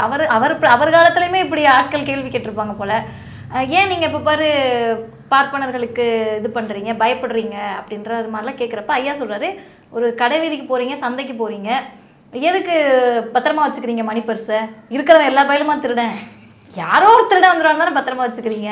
அப்போ நான் யாரோ ஒருத்தரை வந்துடுவாங்க இவங்கெல்லாம் இருக்காங்கன்னு சுட்டி காட்டினா உங்களுக்கு ஏன் அந்த பிரச்சனைன்றாங்க. இப்பயும் நான் சொல்கிறேன், அந்த கட்சியில் இருக்கக்கூடிய அந்த தம்பிகள், தங்கைகள், அக்காமார்கள், நம்மளை விட பெரியவங்க, இவங்க யார் மீதும் நமக்கு வருத்தம் கூட கிடையாது, பரிதாபம் தான் இருக்குது. வெளிப்படையாக சொல்லணும்னா அது எனக்கு இப்போ நம்மளை மாதிரி இருக்கவங்க தனிப்பட்ட நபர்களுக்கு என்னென்னா, இந்த 5 வருஷத்தில் நம்ம ஒரு இடத்துக்கு தமிழ்நாட்டை திரும்ப ரெனோவேட் பண்ணி கொண்டு வந்திருக்கோம்ல, 10 வருஷத்தில் முடிஞ்சு போனதை ரெனோவேட் பண்ணி அதை முடிச்சு விடுற வேலையை பிஜேபி பார்க்குது.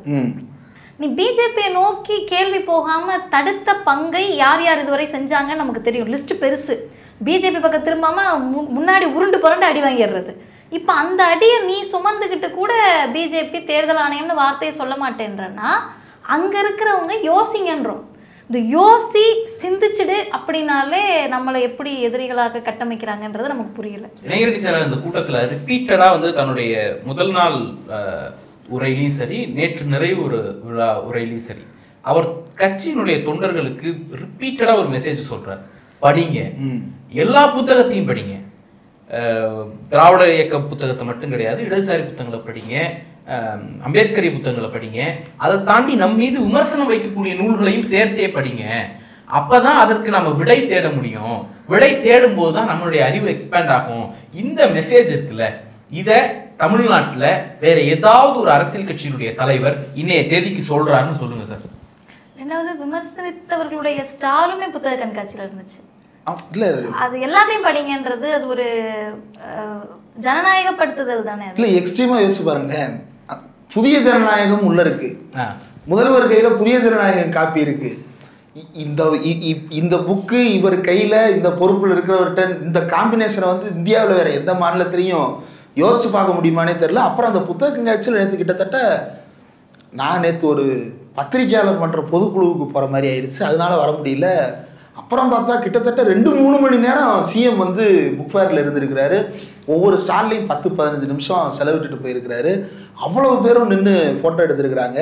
ஆனால் அந்த ஃபோட்டோவில் நேற்று தாவேக்காக்காரங்க டென்ஷன் ஆகிட்டாங்க. நீங்கள் அந்த ஃபோட்டோ பார்த்துருப்பீங்க. அது சிஎம் அப்படி நிற்கிறாருன்னா, சிஎம் புக்கை பார்க்கும்போது கேமராவை பார்த்த மாதிரி புக்கை திருப்பி வச்சிருக்கிறாங்க, செட்டிங் பண்ணி வச்சிருக்காங்க. போனதே இல்லை இல்லை, அப்படிதானே வடிவமைப்பே ஒரு ஸ்டாலுக்கும் ஒரு மாதிரி இருக்கும். இப்போ எங்களுடைய பெரியார் சுயமரியாதை பிரச்சார நிறுவனம் போனீங்கன்னா எல்லா புத்தகத்தையும் அடுக்கியிருப்பாங்க. இந்த புத்தகம்லாம் உள்ள இருக்கு வான்னு காட்டுறதுக்கு சில புத்தகங்கள் இப்படி இருக்கு. இங்க நம்ம ஸ்டாலுன்னு இல்லை, நீங்க எந்த ஸ்டாலுக்கு போனாலும் இதெல்லாம் உள்ள இருக்குன்னு கூப்பிடணும்ல. நானே அப்படி புக் அடிக்கிறேன், புத்தகத்தை வியாபாரம் பண்ணியிருக்கேன் உள்ள உட்காந்து. ஒவ்வொரு புக் ஃபேருக்கு போகும்போதும் தொடர், இப்போ சென்னையில் புக் ஃபேர் அப்படின்னா இப்போ அந்நேரத்தில் ஒன்று ட்ரெண்டில் இருக்கும். உதாரணத்திற்கு பொன்னியின் செல்வன் வைங்களேன், எல்லாம் என்ன பண்ணுவாங்கன்னா பொன்னியின் செல்வனை சைடில் திருப்பி வைக்க மாட்டாங்க, முன்னாடி திருப்பி வைப்பாங்க. இப்படி கிராஸ் பண்ணும்போது மிஸ் பண்ணிடக்கூடாதுன்றதுக்காக. இப்போ இடையில கலைஞர் மறைவை ஒட்டி கலைஞர் முகப்பு படத்தை போட்ட புத்தகங்கள் 2019 பயங்கர சேல்ஸ். டக்குன்னு கலைஞர் புத்தகங்கள் எல்லாம் அப்படியே முன்பக்கத்தில் இருக்கும். ஒரு புத்தக கண்காட்சியில் 2021, 2019 இடையில பெரியார் புக்ஸ் எல்லாம் பயங்கர சேல்ஸ்.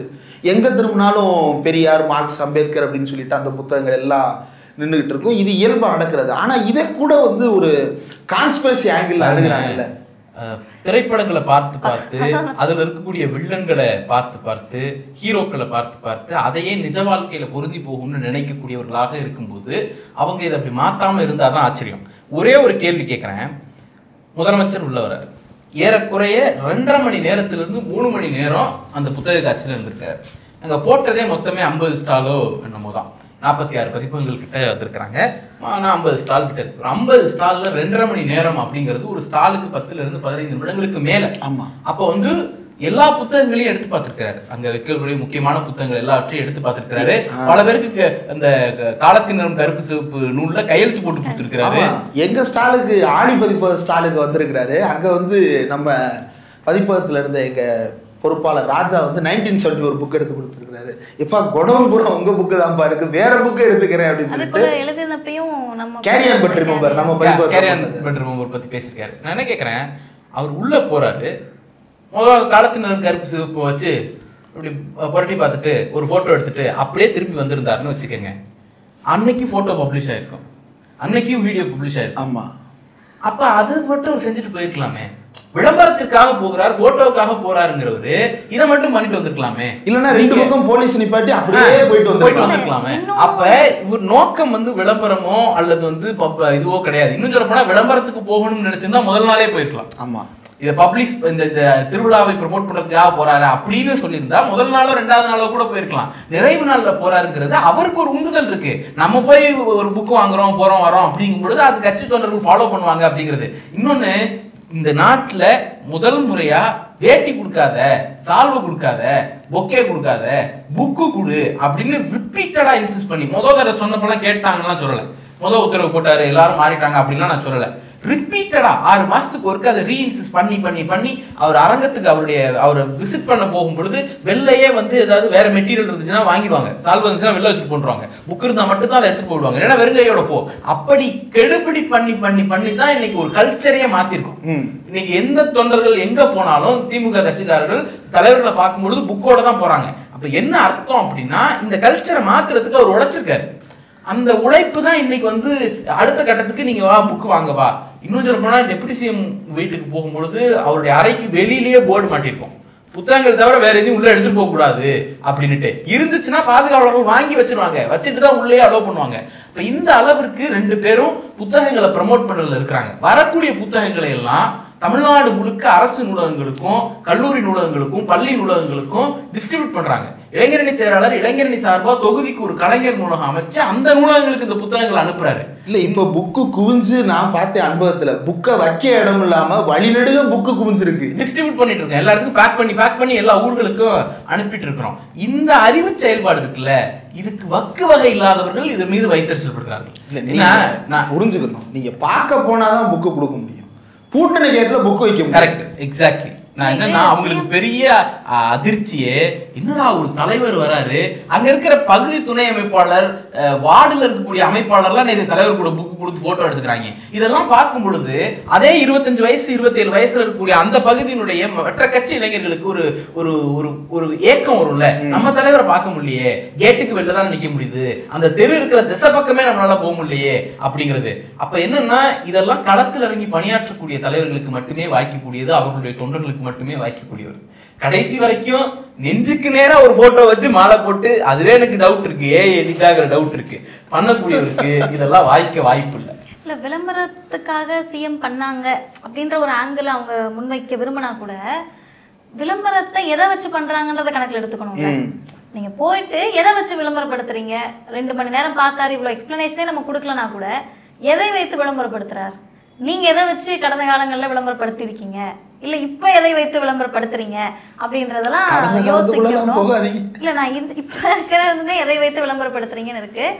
எல்லாவற்றையும் தாண்டி சூர்யா தோழர் வார்த்தை சொன்னார்ல, இந்த கல்ச்சரை இவங்க வந்து ப்ரமோட் பண்றாங்கன்னு சொல்லிட்டு, மும்பையில் டாடா இன்ஸ்டியூட் ஆஃப் சோஷியல் சயின்சஸ்ல நான் ஒரு லெக்சர் கொடுக்கறதுக்காக போயிருந்தப்போ தலைப்பே ஆல்டர்னேட்டிவ் கல்ச்சர் ப்ரப்போஸ்ட் பை தந்தை பெரியார், தந்தை பெரியாரால் முன்மொழியப்பட்ட மாற்று கலாச்சாரம். இதுதான் இந்த இயக்கத்தினுடைய உயிர் நாடியே. இப்போ கேட்பாங்க நம்ம கிட்ட, என்னெல்லாம் பார்த்து நிறைய பேர் கேட்டிருக்காங்க. நான் ட்ரெயின்லலாம் போகிறப்ப, ஏம்மா சாமியை கும்பிட மாட்டீங்கன்னா என்னமா பண்ணுவீங்க, அது எளிமையாக இருக்கக்கூடிய ஒரு சாமானிய மக்களுக்கு வர கேள்வி. சாமி கும்பிடலன்னா இப்போ பிரச்சனை வரப்போ இந்த பிள்ளை என்ன பண்ணும், இதெல்லாம் இல்லைன்னா இப்போ என்ன பண்ணுவீங்க, பொட்டு வைக்க மாட்டீங்கன்னா என்ன பண்ணுவீங்க, கருப்பு ட்ரெஸ்ஸே தான் போடணுமா, கலரே உங்களுக்கு கிடையாதா, தீபாவளி கொண்டாடலன்னா இப்போ என்ன கொண்டாடுவீங்க, இப்படி இருக்குல்ல. இது எப்போ பேர் வைக்கிறதுக்கு சொந்த பந்தத்தெல்லாம் கூப்பிட்டு கோவிலுக்கு போக மாட்டீங்கன்னா எப்படி பேர் வைப்பீங்க, செத்து போயிட்டா கருமாதி பண்ணலன்னா அப்ப என்ன பண்ணுவீங்க? உங்களுக்கு என்ன இருக்கு? இப்படி கேட்டுட்டே இருக்காங்கல்ல. இந்த கேள்வி நம்மளை எங்க தள்ளிடும்னா, ஐயோ சமூகத்துல இருந்து நம்ம புறந்தள்ளப்பட்டிருக்கோமோ, சமூகத்துல இருந்து தள்ளி நிக்கிறோமோ, ஜோதியில போய் ஐக்கியம் ஆயிடுவோம்னு பல குடும்பங்கள் திருமணத்துக்கு முன்னாடி பெரியாரிஸ்டா இருந்தவங்க எல்லாம் திருமணம் ஆன பிறகு, அது ஆணோ பெண்ணோ, இன்னொரு குடும்பம் நம்பிக்கையோடு இருக்கிறாங்கன்னா அவங்க கூட ஐக்கியமாகிற சூழல் இருக்கும். ஆனா ஐயா என்ன பெரியார் என்ன பண்றாருன்னா, எல்லாத்துக்கும் ஒரு மாற்று கலாச்சாரத்தை முன் வைக்கிறாரு. பேர் வைக்கணுமா, நீ இந்த பேர்லாம் வைக்கணும் தான் இல்ல, ஏன் பழனி சிதம்பரம்னு வைக்கிற ரஷ்யா கியூபான்னு வைக்க கூடாதான்னு பேர் வச்சு விடுறாரு. பேர் வைக்கிற விழாக்களை நம்ம நடத்துவோம். எப்படி நடத்துவோம்னு சொன்னா, பெயர் அறிமுக விழா. அதுல ஒருத்தரை கூட்டிட்டு போய் நம்மளெல்லாம் கேள்விக்கு நல்லா திட்டுவாங்க சொந்தக்காரவங்க எல்லாம், ஏமா நீயே வந்து 1/2 மணி நேரம் பேசுனா அப்படின்ற மாதிரி. கல்யாண வீட்லயே பல மணி நேரம் பேசிக்கிட்டு இருப்போம். பெயர் அறிமுகப்படுத்தி பேசுவோம். திருமணம் இங்க ஐயரை கூப்பிடாம எப்படிங்க, இதெல்லாம் அக்னி சட்டிலாம் வைக்காம எப்படிங்க, அது என்னது, ஐயோ பேர் மாற்றி சொல்லிட்டேன், அதை வைக்காம பண்ணிட்டேன்னு சொன்னாங்கன்னா சுயமரியாதை திருமணம்ன்ற அதை ஒரு செலிப்ரேஷன் ஆக்குறோம். தீபாவளி இல்லைன்னா பொங்கல் இப்படிதான் கொண்டாடணும்ன்றோம். இப்ப எல்லாத்துக்குமே நம்ம கிட்ட இருக்கு. செத்து போனா கருமாதி இல்லையா பலத்திறப்பு. இப்ப எல்லா இடத்துலயுமே நமக்கு மாற்று கலாச்சாரம் திராவிடர் இயக்கத்துக்கிட்ட இருக்கு. இது வேற எந்த மூமெண்ட்டோ இல்ல எந்த சித்தாந்தமோ இது இல்லைன்னா இதுக்கு இதுன்றத வாழ்வியலுடைய தொடர்புடைய பண்பாடா நம்ம மாத்தல. அதனுடைய ஒரு கூறு தான் அறிவு திருவிழா. வள்ளுவர் கோட்டம் இருக்கு, தேர் இருக்கு. இந்த செட்டப்பை திருவிழாவா மாற்ற முடியுமா? மாற்ற முடியும். எப்படி மாற்ற முடியும்? சாமியை வச்சு ஜாதியை வச்சு மதத்தை வச்சு மாற்ற முடியாது. இப்போ நம்ம கிட்ட மூலதனமே என்ன? அறிவு தான். இந்த இயக்கத்தில் இருக்கக்கூடிய ஒவ்வொருத்தருக்கும் மூலதனமே அறிவு தான். இப்போ நம்மளையே எடுத்துப்போமே, நமக்கு பெரிய பின்புலம் இருக்கானா? இருக்காது. எந்த வகையான பின்புலமும் இருக்காது. இப்போ நம்ம போய் இப்போ எங்கள் அப்பா வந்து ஈழ போராட்டத்தில் இருந்தார், இவங்க அப்பா வந்து திமுகவினுடைய கிளைக்கழகம் தொடங்கினதுல இருந்தார், இந்திரகுமாரனோட அப்பா வந்து திமுகவில் அவ்வளோ வேலை பார்த்துருக்காருன்றத சொல்லுவதற்கு கூட நம்ம அப்பா அம்மார்கள் தயாரா இல்லை. இப்போ அவங்க இல்லை. இப்போ நம்ம போய் அதை நம்ம போர்டு மாட்டிக்கிறோமானா இல்லை. இப்போ என் பேரெல்லாம் கேட்டிங்கன்னா எனக்கு ஆளால் ஒரு பேர் வைக்கிறான், அது எங்க அப்பா இருந்தானா அவ்வளவுதான்டா உனக்கு அப்படின்னு கேட்கணும்னு தோணுது. அது என்ன தோழர், கடைசியா ஒரு பேர் வச்சாங்க தோழர், ஏதோ ஒரு லூ அப்படின்னு முடிச்சாங்க. அதுதான் அவ்வளவுதான் ஆந்திராக்காரனா லூல முடியணும். தெலுங்குல உங்களுக்கு பேச தெரியுமா தோழர்? ஒரு 10 நிமிஷம் எங்களுக்காக. நான் உண்மையா சொல்றேன்னா, தெலுங்கு தெரிஞ்சா நான் அங்கேயும் பிரச்சாரத்துக்கு போயிருப்பேன், அங்கேயும் போய் பெரியாரை பத்தி பேச போயிருப்பேன். தெலுங்கு தெரியாது. இவங்க சொல்ற மாதிரி ஒருவேளை கற்றுக் கொடுக்க தயாரா இருந்தாங்கன்னா கத்துக்கிறதுக்கு நம்ம தயாரா தான் இருக்கோம். இப்போ இவங்க நமக்கு பின்புலம் இல்லை, அப்பா அம்மார்கள்லாம் இதை செஞ்சாங்க, இன்னைக்கு அவங்க நம்மளை தூக்கி விட இருக்காங்களான்னா நம்ம கூடயும் அவங்க இல்லை. இப்போ நமக்கு என்ன இருக்கு அப்படின்னு நீங்க யோசிச்சு பார்த்தீங்கன்னா, வாமா நீ மேலே வா அப்படின்னு கூப்பிடுறதுக்கு ஆட்கள் இருக்காங்களான்னா பல இடங்கள்ல அதுவும் இல்லை. அறிவு ஒண்ணுதான் நம்ம கிட்ட இருக்க மூலதனமே. அதை வச்சு அடிச்சு நொறுக்கி நீ எல்லாத்தையும் காசு பணம் எல்லாத்தையும் தாண்டி எனக்கு அறிவு இருக்குன்னு வந்து நம்ம நிக்கிறோம்ல, அந்த நிக்கிறதுக்கான மேடை ஏற்படுத்தி தர ஒரு இடம் தேவையில்லை. அந்த இடமா திராவிடர் இயக்கம் தானே இருக்கு. நீங்க அறிவு திருவிழாவை யோசிச்சு பாருங்க, திமுக காரவங்களை தானே பேச வச்சிருக்கணும் அதிகமா. ஆமா, திமுக இருக்க கட்சிக்காரங்க தானே அதிகமா பேசியிருக்கணும். முன்வரிசையில அமைச்சர்கள் எம்எல்ஏக்கள் உட்கார்ந்து எனக்கெல்லாம் தலைப்பே ஆலயம் என்ன அவர்கள் சொத்தா அப்படின்னு நீங்க வேற மாத்திக்கிட்டீங்க. நான் மாத்தல, உண்மையா சொல்றேன். புள்ளி எடுத்துட்டீங்க. 2 மாதத்துல உங்களுக்கு எலெக்ஷன், அது எப்படி சொல்றதுன்னா எலெக்ஷன் ஃபீவரே ஸ்டார்ட் ஆயிடும். இந்த துணிச்சல் வேணும்ல முதல்ல. இந்த துணிச்சல்ன்றதை தாண்டி அவங்க ரொம்ப தெளிவா இருக்காங்க. எங்கள் பண்பாடு இதுதான், திமுகவினுடைய பண்பாடு இதுதான், இதுக்குள்ள நீ சர்வைவ் பண்ண முடிஞ்சா நீ உள்ள வாப்பா, இல்லைன்னா பிரச்சனை இல்லை. அதுக்குள்ள யாரெல்லாம் சர்வைவ் பண்ண முடியுதோ வந்துடுறோம். சர்வைவ் பண்ண முடியாம வெளியே நிற்கிறவங்களோ இல்லை தாக்கு பிடிக்காம ஓடுனவங்களோ அதை வேற மாதிரியாக திரித்து சொல்வது. நீங்கள் புக்கை வந்து விளம்பரத்துக்காக ஃபோட்டோ எடுக்கிறீங்க, நான் என்ன சொல்கிறேன், விளம்பரத்துக்காக நான் ஃபோட்டோ எடுக்கிறேன்ல, நீ என்ன பண்ணிட்டு இருக்க அதை சொல்ல, நீ என்ன பண்ணுறனா சொல்ல, எங்களுக்கு தெரியல. இப்போ நம்ம தலைவர்கள் ஆசிரியருக்கு நான் எனக்கு இந்த 1 வாரத்துக்கான அவருடைய பயண பட்டியலை எனக்கு இப்போ உங்கள்கிட்ட சொல்ல முடியும். எங்கே போனார், போன வாரம் சிங்கப்பூரில் இருந்தார், சிங்கப்பூர்லேருந்து வந்த உடனே கோட்டூர்புரம் அண்ணா லைப்ரரியில் நூல் வெளியிடுறாங்க, சமூக நீதி விருது கொடுக்குறாங்க. இந்த வாரம் இது தொடர்ந்து அவருக்கு நிகழ்ச்சி இருக்குது. அடுத்த வாரம் ஜாதி ஒழிப்பு மாநாடு லால்குடியில் நடக்குது. ஜனவரி வரைக்கும் தொடர்ந்து வாரம் 3 நாட்கள்னு பிரச்சாரம் பண்ணி 90 கூட்டம் முடிக்க போறாரு. 92 வயசு அவருக்கு. இல்ல, அந்த பெரியார் 145வது மலர் விடுதலையில போட்டிருந்தாங்க, அதுல ஏற்றையும் ஒரு கட்டுரை வாங்கியிருந்தாங்க. அந்த புக்கை நான் திருப்பி பார்த்துக்கிட்டு இருந்தேன். திடீர்னு ஒரு கட்டத்தில் வந்து கலர் மாறி இருந்துச்சு, மற்ற பக்கங்கள் வந்து ப்ளூயிஷாக இருந்துச்சு, அந்த பக்கங்கள் வந்து கொஞ்சம் வேற கலர் மாற்றிருந்தாங்க. சரி வேற பகுதி இந்த புத்தகத்தில் வருது போல. அதில் பார்த்தா ஆசிரியரின் சுற்றுப்பயணங்கள், ரைட், 2 பக்கம் அடுத்து வேற மாதிரி மாறல, என்னடா மாறவே மாட்டேங்குதுன்னு அப்படி புரட்டுனா புத்தகத்துல 25% ஆசிரியரின் சுற்றுப்பயணங்கள். இல்ல அவருக்கு இது சிஎம்க்கு நீங்க நாள்தோறும் வெளியே இருக்காரு, துணை முதல்வருடைய பட்டியல் வெளியாகுது, இங்க போறோம் அங்க போறோம்னு சொல்லிட்டு. இது எல்லா அரசியல் கட்சி தலைவர்களும் எங்க இருக்காங்கன்றது குறைந்தபட்சம் அவங்க கேடர்ஸ்க்கு தெரியும். இல்ல டெப்டி சிஎம் லிஸ்ட் எல்லாம் வந்து கண்ணீர் வருது. சிவகங்கை 2 நாளோட பயணத்தை பார்த்தோம்னா நமக்கே இது எப்படி எங்க போயிட்டு வந்து நேற்று அறிவு திருவிழால பேசுறாங்க. இது என்னன்னா நமக்கான பாடம் தானே. உட்காந்துராத, ஓய்வு எடுத்துறாத, உழைச்சிக்கிட்டே இருந்தனாதான் நீ இந்த இடத்துக்கு பொசிஷனுக்கு வர முடியும், நமக்கு பாடம் இல்ல.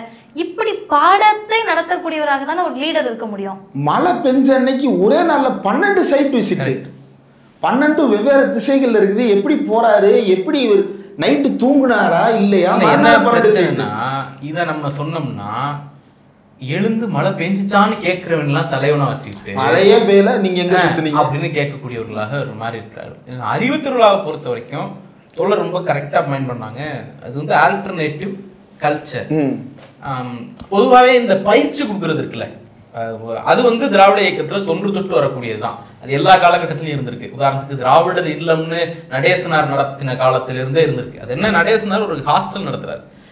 பார்ப்பனர் இல்லாத மாணவர்கள் கல்லூரியில இடம் கிடைச்சாலும் தங்கி படிக்கிறதுக்கு ஹாஸ்டல்ல இடம் கிடைக்க மாட்டுது. அப்ப அவங்களை எங்கேயாவது அகாமடேட் பண்ணணும்னா ஒரு இல்லம் நடத்தோடு நடத்துறாரு. அங்க நீங்க படிப்பை கொடுத்தீங்க, சாப்பாடு போட்டீங்க, தங்குறதுக்கு இடம் கொடுத்தீங்க, இதெல்லாம் ஓகே. மாலை நேரத்துல அரசியல் வகுப்பு எடுக்கணும்னு என்ன அவசியம்? அங்க அன்னிபெசன்ட் வந்து பேசுறாங்க. அப்பவே அப்ப அம்பேத்கரோட தொடர்பில் இருந்த பேராசிரியர்கள் வந்து பேசுறாங்க. திராவிட இயக்கத்தினுடைய மூத்த ஆளுமைகள் போய் பேசுறாங்க. அப்ப என்ன, திராவிட இயக்கம் இன்னைக்கு இருக்கக்கூடிய ஒரு வடிவத்துக்கு அது வரவே இல்லை. இன்னும் நீதி கட்சிக்கு முன்னாடியே அது நடந்த ஒரு ப்ராசஸ். நீங்க அது என்ன அவசியம்? கொள்கைய அரசியலை தன்னுடைய பார்ப்பனர் இல்லாத மக்களுக்கு சொல்லிக் கொடுக்குங்கிற வேட்கை இருக்குல்ல, அது நீதி கட்சிக்கு முந்தைய காலத்திலிருந்தே இந்த இயக்கத்துல இருந்துச்சு. சரி, அதோட ரிசல்ட் என்ன? அதனாலதான் வந்து அந்த திராவிட நிலத்திலேருந்து படிச்சு வந்த ஆர்கேஷன் வந்து பின்னால இந்தியாவுடைய பினான்ஸ் மினிஸ்டர் வராரு. அங்கிருந்து வந்த நாராயணசாமி வந்து பின்னால அண்ணாமலை பல்கலைக்கழகத்துல வந்து விசியா போய் உட்கார்றாரு. இப்ப இந்த லெகசி இருக்குல்ல, இவங்க எல்லாம் பொலிட்டிக்கலா அவேர் ஆகக்கூடிய இடத்த நடேசனாருடைய இல்லம் கொடுக்குது. அப்படியே அடுத்து வாங்க, பெரியார் என்ன பண்றாரு? திராவிட மாணவர் கழகத்தினுடைய பிரதான பணியே விடுமுறை காலங்கள்ல ஈரோட்டுக்கு போயிடணும் எல்லாரும். அவர் வந்து கிளாஸ் எடுப்பார், அவரே எடுப்பார். சோறு போட்டு தங்க வச்சு செலவுக்கு பணம் கொடுத்து அவரே வகுப்பு எடுப்பார். எடுத்து முடிச்சுட்டு என்ன வேலை, நீ எல்லாம் போ, ஊரெல்லாம் போய் பேசு, ஊரெல்லாம் போய் கூட்டு நடத்து, அவரே கூட்டு போவாரு. இனி இன்னும் தனியா போய் பேசு, இப்படி எல்லாம் பழக்கி விட்டது. அப்ப ஒரு 12 வயசு 13 வயசுல பேசினவர் தான் இன்னைக்கு 92 வயசுல 90 கூட்டம் பேசுறேன்ட்டு புறப்படக்கூடிய ஆசிரியர். நீங்க அங்க இருந்து தான் வருது. அதோட அந்த ப்ராசஸ் அவுட் என்ன, ஆசிரியர் தான் அதோடைய அவுட்கம். இப்படி ஒவ்வொரு காலகட்டத்திலையும் ஒன்னொன்னு சொல்றோம்ல. அண்ணா அவனுடைய பயிற்சி பாசறை கூட்டங்கள் அது விடிய விடிய நடந்திருக்கு. அவர் எழுதின எழுத்து எமிலி ஜோலா பத்தி எழுதுறாரு, ரத்தம் மூங்கி 20 ஆண்டுகள் எழுதுறாரு. நீ என்ன அவசியம் ஒரு உறுப்பினர் சேர்க்கையை பத்தி சொல்லி கொடுத்தீங்கன்னா அது ஒரு அர்த்தம் இருக்கு, ஓட்டு வாங்குறது எப்படின்ட்டு. போய் மக்கள்கிட்ட எப்படி பேசுறதுன்னு சொல்லி கொடுத்தீங்க, திமுகவுக்கு ஏன் ஓட்டு போடணும்னு சொல்லி கொடுக்குறீங்கன்னா அது உங்களுக்கு பொலிட்டிக்கல் கெயின் இருக்கு. நீங்க ரஷ்ய புரட்சியும் மாசேதுங்கையும் எல்லாத்தையும் மாஜிக் கடவுள்கள் பேசுறீங்க, இதெல்லாம் பேசணும்னு என்ன அவசியம்?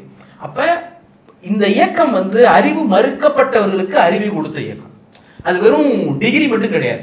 அது சமூக அறிவா இருக்கலாம், அரசியல் அறிவா இருக்கலாம், இன்னைக்கு பொருளியல் அறிவா இருக்கலாம், இன்னொரு படி மேல போய் சொன்னா இயற்கை சார்ந்த அறிவா இருக்கலாம். இது எல்லாத்தையும் கடத்திக்கிட்டே இருக்காங்க. தனக்கு தெரிஞ்ச ஒண்ணு, தான் படிச்ச ஒண்ணு கடைசியில இருக்கிற வரைக்கும் போய் சேரணுங்கிறது வந்து இயக்க தலைவர்கள் எல்லார்ட்டையும் இருக்கு. கலைஞர் வந்து 79ல ஸ்கைலாப்னு ஒரு கடிதம் எழுதுறாரு. ஸ்கைலாப்னு நம்ம டிக்ஷனரி எடுக்கிறோம் உடனே. ஸ்கைலாப்னா என்னன்னு நமக்கு தெரியாது. அது என்னன்னா ஒரு ஸ்பேஸ் ஸ்டேஷன். அந்த ஸ்பேஸ் ஸ்டேஷன் வெடிச்சு செதற போகுதுன்னு ஒரு வதந்தி பரவுது. அப்ப இவர் எழுதுறாரு, அந்த ஸ்பேஸ் ஸ்டேஷன் வெடிச்சாலும் ஆபத்து இல்லை. ஏன்னா அது வளிமண்டலத்திலேயே எரிஞ்சு பசுவம் ஆயிடும். அந்த மாதிரியான அறிவியல் விளக்கத்தோட அந்த இதை வந்து யாருக்கு எழுதுறாரு? தொண்டருக்கு கடிதமா எழுதுறாரு, உடன்பிறப்பு கடிதம். பல விஷயங்கள் வெடித்து செதறினாலும் வளிமண்டலத்துல பசுவம் ஆயிருது, எல்லாத்தையும் சொல்லிடுறாரு. இப்ப இதான் வந்து ஈரோடு தமிழன்பன் எழுதுறாரு. திராவிட நாடு ஊர் பட்டதாரிகள் இல்ல பகுத்தறிவாளர்களை உருவாக்கிடுச்சு அப்படின்ட்டு. நீங்க இந்த கல்ச்சர் இருக்குல்ல, திராவிடன் இல்லம் பண்ண வேலைய, திராவிட மாணவர் கழகம்னு பெரியார் பண்ண வேலைய, திராவிட நாட்டுல அண்ணா பண்ண வேலைய, உடன்பிறப்பு கடிதத்துல கலைஞர் பண்ண வேலைய இன்னைக்கு அறிவு திருவிழாங்கிற பேர்ல இளம் தலைவர் பண்ணிட்டு இருக்கிறாரு. ஆனா எல்லாத்துக்கும் விட இது ஒரு யூனிக்கான சேஞ்ச் இருக்கு. என்ன சேஞ்சுனா அது எல்லாம் வகுப்பு வடிவத்திலேயே இருக்கும். இது ஒரு செலிப்ரேஷனா மாத்திட்டோம். அப்ப அறிவை கடத்துவதை ஒரு கடமையாக செஞ்சுட்டு இருந்த ஒரு இயக்கம் இன்னைக்கு கொண்டாட்டமா பண்ணுது. அந்த இடத்துலதான் இளைஞரணி செயலாளர் யூத்ஃபுல்லா ஜென்சிக்கான ஒரு தலைவரா ஒரு வடிவம் பெற்றிருக்கிறார். 100 வருஷமா என்ன பண்ணணுமோ அதுதான் பண்றோம். ஆனா இன்னைக்கு உனக்கு என்ன தெரியுமோ அந்த வடிவத்துல பண்றோம். இது இன்னைக்கு இருக்கக்கூடிய தலைவரும் அதுக்கான அட்டெம்ப்ட் எடுக்கிறாரு. உதாரணத்துக்கு இளைஞரனுடைய மாநில மாநாடு நெல்லையில் நடக்குது. அந்த மாநில மாநாட்டுக்கு கலைஞர் இந்த மாநாடு அறிவிச்ச உடனே தினசரி உடன்பிறப்பு கடிதத்தை இளைஞர்களுக்குன்னு எழுதுறாரு. அந்த கடிதத்துல யார் யாரை பத்தி எழுதுறாரு? திமுக வாழ்ந்த தலைவர்களை, திமுக வந்த வழிய இதெல்லாம் சொல்லி கொடுத்தா அது ஒரு இயக்கம் செய்யற இயல்பான பணி. ஆனா அவர் கன்ஃபியூஷியஸ் பத்தி எழுதுறாரு, மாசேதுன் பத்தி எழுதுறாரு, ரஷ்ய புரட்சி பத்தி எழுதுறாரு, புத்தரை பத்தி எழுதுறாரு. இன்னும் ஒரு படி மேல போய் உலகம் முழுக்க நடந்த புரட்சிகளினுடைய வடிவத்தை பத்தி எழுதுறாரு. இதெல்லாம் ஏன் எழுதணும்? ரூசோ பத்தி, வால்டேர் பத்தி என்ன அவசியம்? இதெல்லாம் அவர் எழுதி முடிச்சிடுறாரு. இன்னைக்கு இருக்கக்கூடிய தலைவர் என்ன பண்றாரு? இவன் படிப்பானா படிக்க மாட்டான்னு நமக்கு தெரியாது. ஸோ என்ன பண்ணலாம்? Demonstrate it. வண்ணாரப்பேட்டையில நெல்லை மாவட்டத்தில் அந்த மாநாடு நடந்த போது ஒவ்வொரு தெருவுலையும் இவர் எந்தெந்த தலைவரை பத்தி கடிதம் எழுதினாரோ கலைஞர், அந்த தலைவர்களை டெமான்ஸ்ட்ரேட் பண்றாரு. சிலை வடிவத்துல, புடைப்பு சிற்பம் வடிவத்துல, படம் வடிவத்துல டெமான்ஸ்ட்ரேஷன் நடக்குது. அப்போ ஒரு மாநாட்டுல திமுக தலைவர்கள் பத்தின கட் அவுட் வச்சா அது ஒரு கட்சியினுடைய பணி.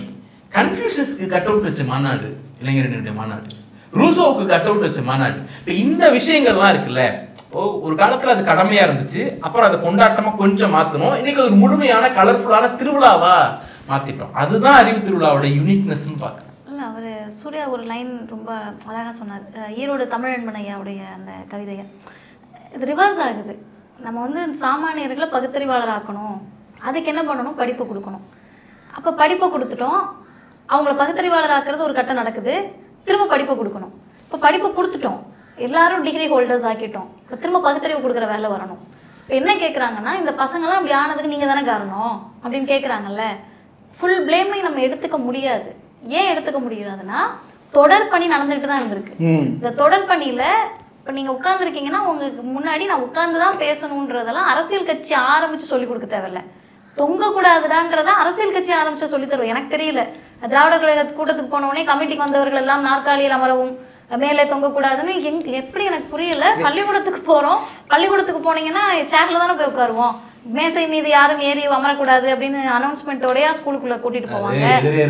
அமர்ந்திருக்கிற தோழர்களே, கூட்டத்தில் நின்று கொண்டிருக்கிற தோழர்களே அப்படின்னு பேச ஆரம்பிப்போம். ஒரு வார்த்தையை சேர்த்துக்கணும், மேலே தொங்கி கொண்டு இருக்கிற. நேற்று அருள்மொழி அம்மா சொன்னாங்க, தேர்ல திரைச்சீலை தொங்குது, இது நம்ம கூட்டம், மனுஷன் தொங்குனா அது வேற கூட்டம். இல்லை, இப்போ இதெல்லாம் திமுக தான் சொல்லி கொடுத்துருக்கணும்னு சொல்றவங்க ஆபத்தானவங்க. நீங்க அந்த பசங்க நம்மளை திட்டுறது கூட நமக்கு பிரச்சனையே கிடையாது, ஏன்னா அவங்க அரசியல் மயப்படுத்தப்படலைன்னு கூட வச்சுக்கலாம். ஆனா இதுக்கே நீங்க தாண்டா காரணம், அவன் மேலே ஏறி நிற்கிறதுக்கு, அவன் பேரிகேடை உடைக்கிறதுக்கெல்லாம் நீ தான் காரணம்ன்றது உண்மையான்றதை அவங்களே ஆராய்ச்சிக்கு விட்டுருவோம். ரெண்டாவது முக்கியமானது என்னன்னா, இது ஒரு கொண்டாட்டமா மாத்துறோம் அப்படின்றாங்கல்ல. அந்த கொண்டாட்டத்துல எனக்கு திரும்ப திரும்ப நான் ஒரே இடத்துல தான் நிற்பேன். கோவில் திருவிழாக்களை இவங்க ஒரு சமத்துவத்தினுடைய வடிவமாக காட்டுவாங்க. எந்த ஒரு கோவில் திருவிழாவும் சமத்துவத்தின் வடிவமே கிடையாது. ஒரு ஜாதிகாரங்க உள்ளே இருந்தால் இன்னொரு ஜாதிகாரங்க வெளியே தான் இருக்கணும் இன்னைக்கு வரைக்கும். அப்போ தமிழ்நாட்டில் ஜாதிவே ஒழிக்கலையா? என்ன பண்ணீங்க? தமிழ்நாட்டில் கோவில் திருவிழாக்களில் இந்த அளவிற்காவது நடப்பதற்கு தமிழ்நாடு முயற்சி பண்ணியிருக்கு. நீங்கள் அதுதான் அப்படி தான் நம்ம எடுத்துக்க முடியும். இது ஓவர் நைட்டில் ஜீபூம்பா போட்டு முட்டை மந்திரத்தை இது பண்ணி எலுமிச்சம்பழத்தை உருட்டி விட்டெல்லாம் ஆகலை. 100 வருஷமாக போராடி தான் ஒரு கோவில் திருவிழாக்களை ஊரே சேர்ந்து கொண்டாடுற அளவுக்காக நம்ம ஒரு கட்டமைப்பை கொண்டு வந்திருக்கோம். ஆனால் அந்த கோவில் திருவிழாக்களிலும் சமத்துவம் இருக்கானா? இருக்காது. ஒருத்தர் மேலே தேரில் உட்காந்துருப்பாரு, இவங்க எல்லாம் கீழே ஊர் கூடி அந்த தேர் இழுக்கும்.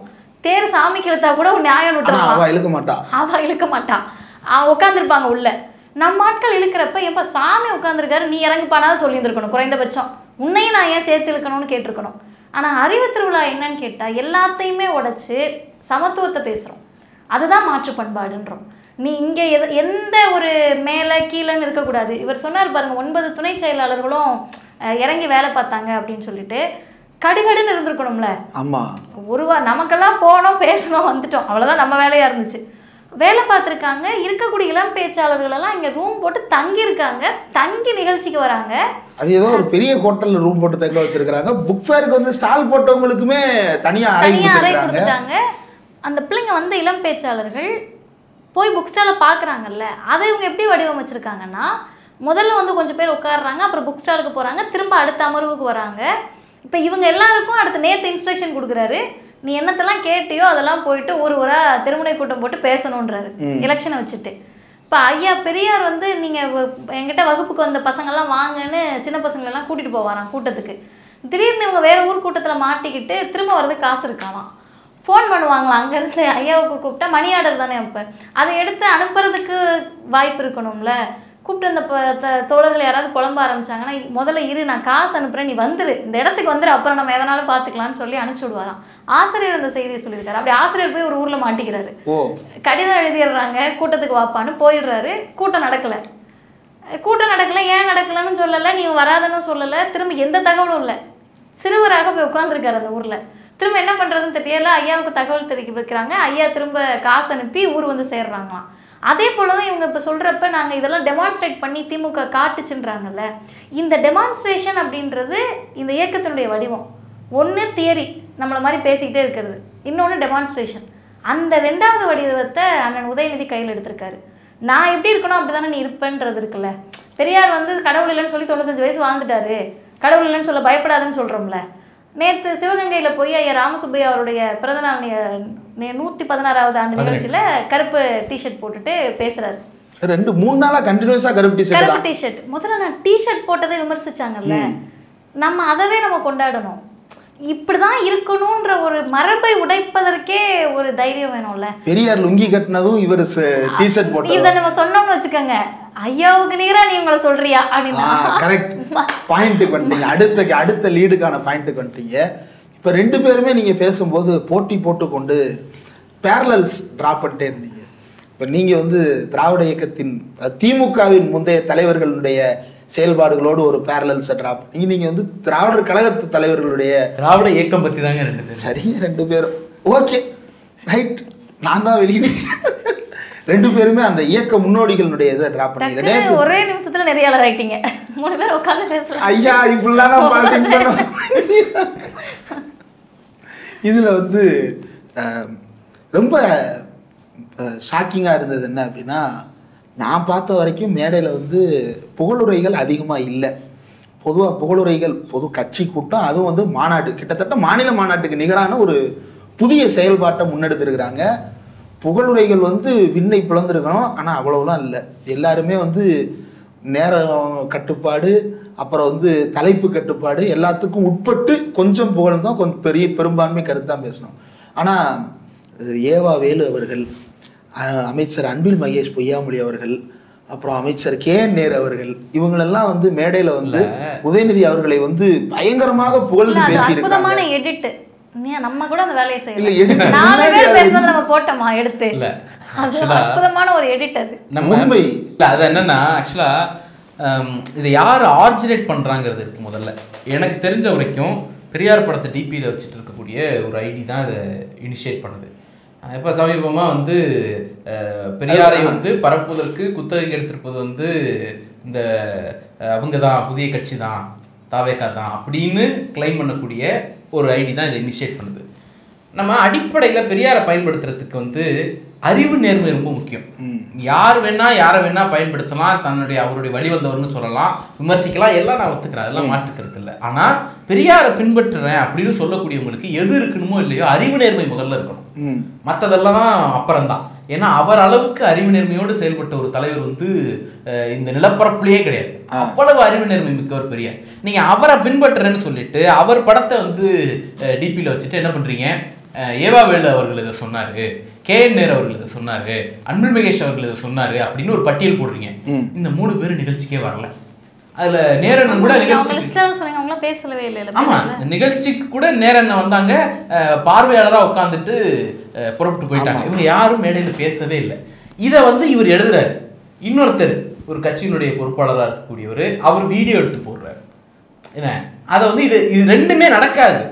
ஒருத்தர் அதை பொய்யான ஸ்கிரிப்ட் எழுதுறது, அதுக்கப்புறம் வந்து அதை வீடியோ பண்ணி போடுறது அப்படின்ட்டு. நான் என்ன கேட்குறேன், புகழ்ந்தா என்ன தப்பு இருக்கு? புகழ்றோம், இல்லாததையா புகழ்றோம்? எதை முன் வச்சு புகழ்றோங்கிறது இருக்கு, எதை முன் வச்சு அவருடைய அடையாளமா காட்டுறோங்கிறது இருக்கு. டேபிளுக்கு கீழே எவ்வளவு அழகா தவழ்ந்து போனார் பாத்தியா, அதே அடையாளமா காட்டுறோம். எப்படி டெல்லிக்கு அடிமையா இருக்காரு பாத்தியா, அதே அடையாளமா காட்டுறோம். ஓடுனார் பாத்தியா, எப்படி தெரிச்சு ஓடினார் பாத்தியா, ஃப்ளைட் எல்லாம் பிடிச்சி வந்து உள்ள போய் முடங்கினவர் தான் 30 நாள் வெளில வரவே இல்லை தெரியுமா. அவர் அளவுக்கு ஒருத்தன் பதுங்கி இருக்க முடியுமா? அப்படியே அதே அடையாளமா காட்டுறோம். எதை அடையாளமா காட்டுறோம்? இயக்கத்தின் அறிவை அடுத்த தலைமுறைக்கு கடத்தக்கூடிய தலைவராக இருக்கிறாருங்கிறது அடையாளமா காட்டுறோம். அது ஏன் எரியுது உங்களுக்குன்னு கேட்கிறேன். ராசா அண்ணன் இதை ரொம்ப பின் பாயிண்ட் பண்ணி சொல்லியிருப்பாரு. நாங்க அவருக்கு தெரியும்ல அவங்க எவ்வளவு வருஷம் கட்சியில இருக்காங்க, எவ்வளவு விமர்சனத்துக்கு உள்ளாகி இருக்காங்க. நாங்கள் தம்பி உதயநிதியை பாராட்டுறோம். எதுக்கு பாராட்டுறோம்? எங்களை விட சின்னவர் தான், வயசுல குறைவானவர் தான், அது எல்லாமே உண்மைதான். சிஎம்மோட பையன் இதெல்லாம் இல்லை, சனாதனத்திற்கு மண்டியிடலன்றதுனால தானே பாராட்டுறோன்றாருல. அது சனாதனத்தை இப்போ இந்த கட்சி ஏற்றுக்கலன்றது அர்த்தம், சனாதனத்தை ஏற்றுக்கிட்ட பிஜேபி ஏற்றுக்கலன்னு அர்த்தம், சனாதனத்தை ஏற்றுக்கொள்ளக்கூடிய யார் ஒருவருக்கும் இங்கே இடமில்லைன்னு அர்த்தம். அண்ணன் உதயநிதி சனாதனத்திற்கு மண்டியிடலன்றது அர்த்தம் இருக்குல்ல. அப்போ இது யாரெல்லாம் குடையணுமோ அவங்களுக்கு குடைச்சலாக இருந்தால் பரவாயில்ல. ஆனால் யார்கிட்ட இருந்து நாம ரிஃப்ளெக்ஷன் எதிர்பார்த்தோமோ அங்கேருந்து ரியாக்ஷனே வரல. அவங்களுக்கு தெரியாது, இவங்களுக்காவது 4 நாள் கழிச்சு தெரிஞ்சு. நீங்கள் சொல்கிறது வந்து இப்போ நான் இன்னும் வெளிப்படையாக பேசுகிறேன், ஏன்னா எனக்கு பிரச்சனை கிடையாது. அதிமுக கிட்ட இருந்து ரியாக்ஷன் வரல வந்தது ரெண்டுமே நமக்கு ஒன்று தான். நீ வந்தாலும் சரி வரலனாலும் சரி விட்டுரு. பிஜேபி கிட்ட இருந்து ரியாக்ஷன் வருதா வரலையான்றது செய்தி கிடையாது. நான் வந்து இன்னுமே கொஞ்சம் வெளிப்படையாக பேசணும்னா, இவங்க வந்துடவே கூடாதுன்ற பர்சன்டேஜ், அது 3-ஆ இருக்கலாம், 4-ஆ இருக்கலாம், 5-ஆ இருக்கலாம், அந்த பர்சன்டேஜ் கிட்ட இருந்து இதுக்கு எதிர்வினை வந்திருக்கணும் நியாயமாக பார்த்தா. ஆனால் அவங்க வந்து இந்த முறை கொஞ்சம் அமைதியாக இருக்கிறதுக்கு நான் பார்க்குறேன். இல்லை ஐசியூல இருக்காங்க, வெளில வந்தோன்னு பதில் சொல்லுவாங்க. ஐசியூல யாருக்கான்னு தெரியாது. மேற்கு மாம்பழத்திலிருந்து எதுவும் வாடை காற்று வீசல. அந்த வாடை காற்று வீசல, அது யார்கிட்ட இருந்து வீசுதுன்றப்போ நம்ம அந்த ஆபத்தை புரிஞ்சுக்கணும்ன்றேன். இந்த வடிவம் வந்து மாறிக்கிட்டே இருக்கும். நேரா அவங்க என்னைக்காவது பேசியிருக்காங்களா? என்னைக்காவது ஒரு பார்ப்பனர் நம்ம மேடையில் ஏறி சிஎம் நல்லவர்னு பேசுவாங்க. இல்ல அந்த ப்ரொஃபசர் தான் ஒத்துக்கிட்டாரு, பிராமணர்கள் ஏன் செய்யணும், நாம தான் சூத்திரர்கள் தான் முன்னாடி நின்று வேலை செய்யணும். அந்த ப்ரொஃபசர் மதுரை ப்ரொஃபசர் ஒருத்தர் பேசினாரு, விளக்கு பூஜை எல்லாம் நம்ம தான் பண்ணணும்னு சொல்லி பேசினாரு. அப்ப இவங்களுடைய வடிவம்னு இதனாலதான் சொல்றோன்றோம். அறிவுன்ற வார்த்தை பார்ப்பனர் அல்லாத யாருக்குமே எரிச்சலை கூட்டக்கூடாது. நம்ம எல்லாருமே அதை கொண்டாடணும். இது திமுகன்னு இல்லை, எந்த கட்சி அறிவை முன்னிறுத்தி ஒரு நிகழ்ச்சி நடத்தினாலும் நம்ம கொண்டாடுவோம். ஆனால் உங்களுக்கு அது எனக்கு புரியவே இல்லை. நான் ஒரு தடவை அந்த ஜீ தமிழ் பேசினப்போ சொல்லியிருப்பேன், இவனு இதுக்குடா பயப்படுறீங்க, இதுக்கு வேற எதுக்காக பயந்தா பரவாயில்லடா, அறிவுன்றதுக்கு எதுக்கு பயப்படுற, இது இந்த கொண்டாட்டத்துக்கு ஏன் பயப்படுற, நீங்கள் நடத்துங்க, யாராவது நடத்த வேணான்னு சொன்னாங்களா? அப்படி நடத்தினா நீங்கள் எதை பற்றி பேசுவீங்க? நமக்கு ஒரு 75 வருஷம் இவ்வளோ இருக்குங்கன்னு பேசுகிறாங்க, பேசுகிறோம், செய்தி இருக்குன்னு சொல்கிறோம், நீங்கள் பேச முடியுமா அப்படின்னு கேட்டால் நடத்துறதுக்கு சேலத்துக்கு ஒருத்தர் புறப்பட்டு போனார், பாதிலே ஓடி வந்துட்டாரு, திரும்ப அனுப்பிச்சி விட்டாங்களா இல்லை அவரே இல்லை? இப்போ ஒரு 50 வருஷம் கழிச்சு அவங்க நடத்துவாங்க, இப்போ எப்படி நடத்த சொல்கிறீங்கன்னு கேட்கலாம். லாஜிக்கானது இல்லை, நம்மளே அந்த கேள்வியை கேட்டுருவோம். நீ உன் கட்சி பெருமையை பற்றி நடத்த வேண்டாம், உன் தலைவருடைய பெருமை இருக்கும்ல, என்ன அது இல்லைங்க. அப்போ எதை காட்டுவார்? அந்த சிவகாசி படத்துல வந்து ஒரு வசனம் பேசுவாரு, பொண்ணுனா எப்படி இருக்குன்னு தெரியுமா அப்படின்னு சொல்லிட்டு ஒரு வசனம் பேசுவாரு, அதை போட்டு சரி. மாநில சுயாட்சி பத்தி வகுப்படுங்க. மாநில சுயாட்சியா? மாநிலம்னா என்ன? காமராஜர். சரி, இப்ப எதை பற்றி நீங்க பேச மாட்டீங்க, பேசக்கூடிய ஒருத்தரை இல்ல ஒருவரை நேரடியாக விமர்சிக்க முடியும்னா அது இங்க இருக்கக்கூடிய நடுநிலையாளர்கள் கொடுக்கக்கூடிய தைரியம் தானே. நட்ட நடுநிலையாளர் இல்ல, அவங்க கொடுக்கக்கூடிய தைரியத்துல தானே. நீங்க செயல்படக்கூடிய ஒருத்தரை செயல்படுற இன்னொருத்தர் திட்டலாம், நீங்க செயல்படுறீங்க நான் திரும்ப செயல்படுறேன்னு திட்டலாம். நீங்க சும்மாவே இருக்கீங்க, அது வீட்டுக்குள்ளேயே இருக்கீங்க, நான் ஓடி ஓடி வேலை பார்த்துக்கிட்டு இருக்கேன், நீங்க எப்படி என்னைய திட்ட முடியும், விமர்சிக்க முடியும்? அது தடித்தனம். இந்த பொதுவா பரப்புரை ஊடகங்கள் சாதனங்கள் வந்து திராவிட இயக்கத்தை தொடர்ந்து புறக்கணிச்சுட்டே வந்திருக்கு அப்படின்னு நம்ம 100 வருஷமா சொல்லிட்டே இருக்கோம். அதனால தான் நாமளே பத்திரிக்கை ஆரம்பிக்கிறோம், நாமளே வந்து இயக்கம் கட்டுறோம். இதெல்லாம் நம்ம பண்ண ஆரம்பிச்சதே அதுதான். ஜஸ்டிஸ் பத்திரிக்கை வந்ததும், குடியரசு பத்திரிக்கை வந்ததும், விடுதலை பத்திரிக்கை வந்ததும், முரசொலி வந்ததும், இதெல்லாம் அதுக்கு காரணமாக தான். ஆனால் இன்னைக்கு அது நடக்குது இல்லை. அவருக்கு வந்து இவ்வளோ காலம் இருந்த பிறகும் இந்த விஷயம் நடக்குது இல்லை. தகவல்னு ஒரு நாளைக்கு 10 செய்தி போடுறேன், தகவல்னு 10 செய்தி போடுறேன். கிட்டத்தட்ட 10 நாட்கள் அறிவு திருவிழாங்கிற பேரில் சென்னையினுடைய மையப்பகுதியில் ஒரு மிகப்பெரிய ஒரு சமூக அசைவை ஏற்படுத்தக்கூடிய ஒரு நிகழ்ச்சி நடந்து முடிஞ்சிருக்கு. இதை பற்றி எத்தனை ஊடகங்கள் ஒரு சிறப்பு செய்தி தொகுப்பு போட்டாங்க. இல்ல நீங்க என்ன பண்ணணும்னா அடுத்த வாரம் அறிவு திருவிழா நடத்த இருப்பதாக தகவல், மதுரையில் நடத்த இருப்பதாக தகவல், தள்ளி வைத்ததாக தகவல், கிளம்பி இவர் மதுரை சென்றடைந்ததாக தகவல், அப்படி நேரில் வரவிருப்பதாக தகவல். நம்ம அதெல்லாம் பண்ண முடியாதுதான். அதுக்கான உண்மையிலே அந்த திறமை எங்களுக்கு இல்ல. நான் ஒரு லெகசியான சிலர் வந்து நியூஸ் வெளியிடும் போது பார்க்க தினமும் கவனிக்கிறேன். துப்புரவு பணியாளர்களுக்கு எல்லா மாநகராட்சிகள்லையும் இப்ப உணவு வழங்குறத வந்து விரிவுபடுத்துறார் முதலமைச்சர். அது குறித்த அறிவிப்பு. இதை வந்து பாஜகவில் எல்முருகன் விமர்சித்து பேசுகிறார். அதில் வந்து துப்புரவு பணியாளர்களை ஏமாற்றுகிறது திமுக அப்படின்னு அவர் சொல்கிறார். இதை ஃப்ரேஸை எடுத்து தலைப்பு அந்த நியூஸ் கார்டில் துப்புரவு பணியாளர்களை ஏமாற்றுகிறது திமுக வித்தின் கோட்ஸ் தலைப்பு. அதே போல் வந்து எடப்பாடி பழனிசாமி ஏதோ ஒரு ஊரில் நடைபெற்ற படுகொலை தொடர்பான அறிக்கையை நினைக்கிறேன், அது தொடர்பாக போடும்போது திமுக அலறுது பதறுது அப்படின்னு உள்ளுக்குள்ள ஒரு இடத்துல சொல்றாரு. அது தலைப்பு, திமுக அலறுது பதறுது. அப்படியே சீமானுக்கு கட் பண்ணோம் அப்படின்னா தமிழகத்தை வஞ்சிக்கிறது திமுக தலைப்புல வித்தின் கோட்ஸ். அப்படியே சிஎம் ஒரு ட்வீட் போடுறாரு எஸ்ஐஆருக்கு எதிராக. மக்களின் அடிப்படை உரிமையாகிய வாக்குரிமையை பறிக்கின்ற வகையில், ஜனநாயகத்தை படுகொலை செய்கின்ற வகையில் நடத்தப்படுகின்ற இந்த எஸ்ஐஆரை சட்ட ரீதியாக எதிர்கொள்வோம். அப்ப என்ன வைக்கணும் தலைப்பு? ஜனநாயகத்தை படுகொலை செய்யும் எஸ்ஐஆர், வாக்குரிமையை பறிக்கும் எஸ்ஐஆர், எஸ்ஐஆரை கடுமையாக எதிர்க்கிறோம். ஏதோ ஒன்று வந்திருக்கணும்ல. தலைப்பே கிடையாது, ட்வீட்டை மட்டும் வச்சுட்டு கீழே செய்தியை மட்டும் காணல. அதுதான் தொடர்ச்சியான புறக்கணிப்பு அப்படின்னு நான் சொல்றேன். நீ என்ன அது எப்படின்னா, நீங்கெல்லாம் படிச்சிடலாமா, நீங்கெல்லாம் படிக்கலாமா, நீங்கெல்லாம் வேலைக்கு வரலாமா, நீங்கெல்லாம் அரசு உத்தியோகத்துக்கு வரலாமாங்கிற மாதிரி நீங்கெல்லாம் ஆட்சிக்கு வந்துடலாமா அப்படிங்கிற ஒரு குறிப்பிட்ட தரப்பினுடைய வைத்தறிச்சலின் வெளிப்பாடாகத்தான் இன்னைக்கு இந்த செய்திகள் எல்லாம் நாம பார்க்க வேண்டியிருக்கு. அவங்க தான் இன்னைக்கும் கருத்து உருவாக்கக்கூடிய இடத்துல இருக்கிறாங்க. அதை உடைக்கணுங்கிறதுக்காக தான் இந்த மாதிரியான அறிவு செயல்பாடுகளை செஞ்சுட்டே இருக்கோம். நீங்க யோசிச்சு பாருங்க, ஏன் அவரை கொண்டாடுறோங்கிறது இருக்குல்ல. என்ன சொல்றாங்க, ஏறக்குறைய அந்த நிகழ்ச்சி வந்து சனி ஞாயிறு 2 நாள் காலை 9 மணிலிருந்து நைட்டு 9 மணி வரைக்கும் உணவு இடைவேளை நீங்களாக 11 மணி நேரம் ஒவ்வொரு நாளும் 22 மணி நேரம் அந்த நிகழ்ச்சி நடந்திருக்கு வித்தவுட் பிரேக். நடுப்புற அந்த லஞ்ச் பிரேக் மட்டும் 1 ஹவர். அடுத்தது 7 நாட்கள் தொடர்ச்சியா ஒரு நாளைக்கு 2 மணி நேரம் 14 மணி நேரம், அதில் உரை மட்டும் 1 மணி நேரம் 7 மணி நேரம்னு வச்சுக்கோங்க. 29லிருந்து 36 மணி நேரம் வரைக்கும் இந்த நிகழ்ச்சியை நீங்க வீடியோ பண்ணீங்கன்னா உங்களுக்கு மொத்த உரை மட்டும் வரும், 1 நிமிஷம் கூட ஸ்கிப் பண்ணாம பிரேக் இல்லாம.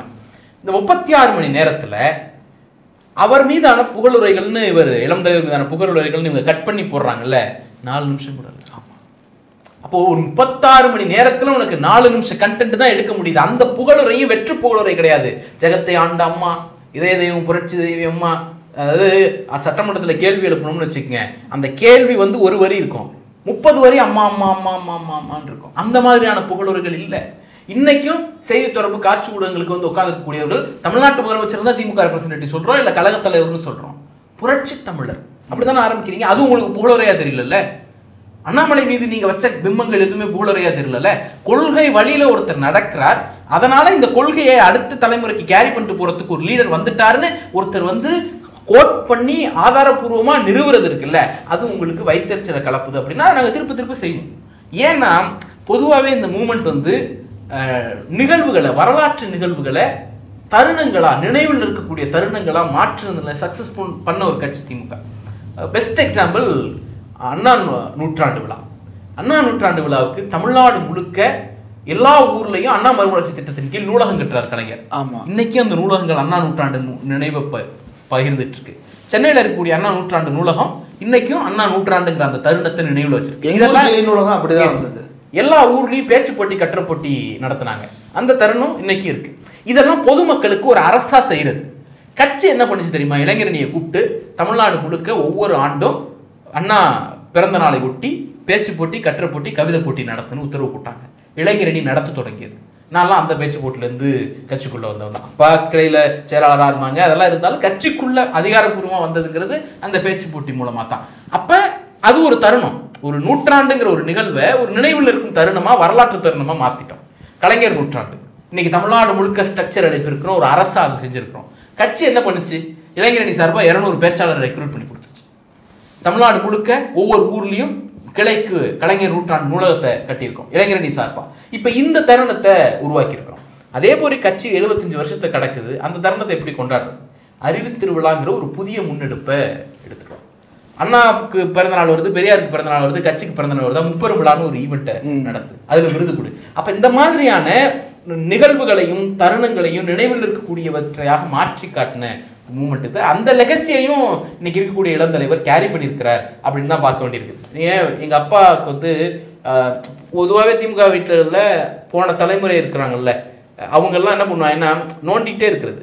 என்னடா கட்சி நடத்துறீங்க நீங்கெல்லாம், நாங்கள் காலத்துல நாங்க அப்படின்னு அப்படின்ட்டு அவங்க வந்து இது பண்ணிருப்பாங்க. அன்னைக்கு 14 வருஷம் தோத்துட்டு இருந்தோம், அதையே அவங்க அவ்வளவு பெருசா லெகசியோட அப்படின்னு அது ஒரு பெருமிதம் சொல்றாங்கல்ல.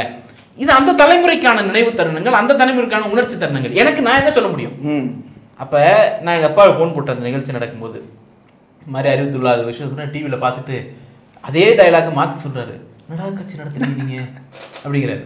ஸோ இதுதான் வந்து ஒரு தலைமுறையிலேருந்து அடுத்த தலைமுறைக்கு வரும்பொழுது இளைஞரணி செயலாளர் என்ன சாதிச்சாருங்கிறதுக்கு இதுதான் ஐடென்டிட்டி. எனக்கு வந்து இந்த கூட்டத்துக்கு வந்துட்டு போன நிறைய பேர் நிறைய விஷயங்கள் பேசினாங்க ஃபோனில்.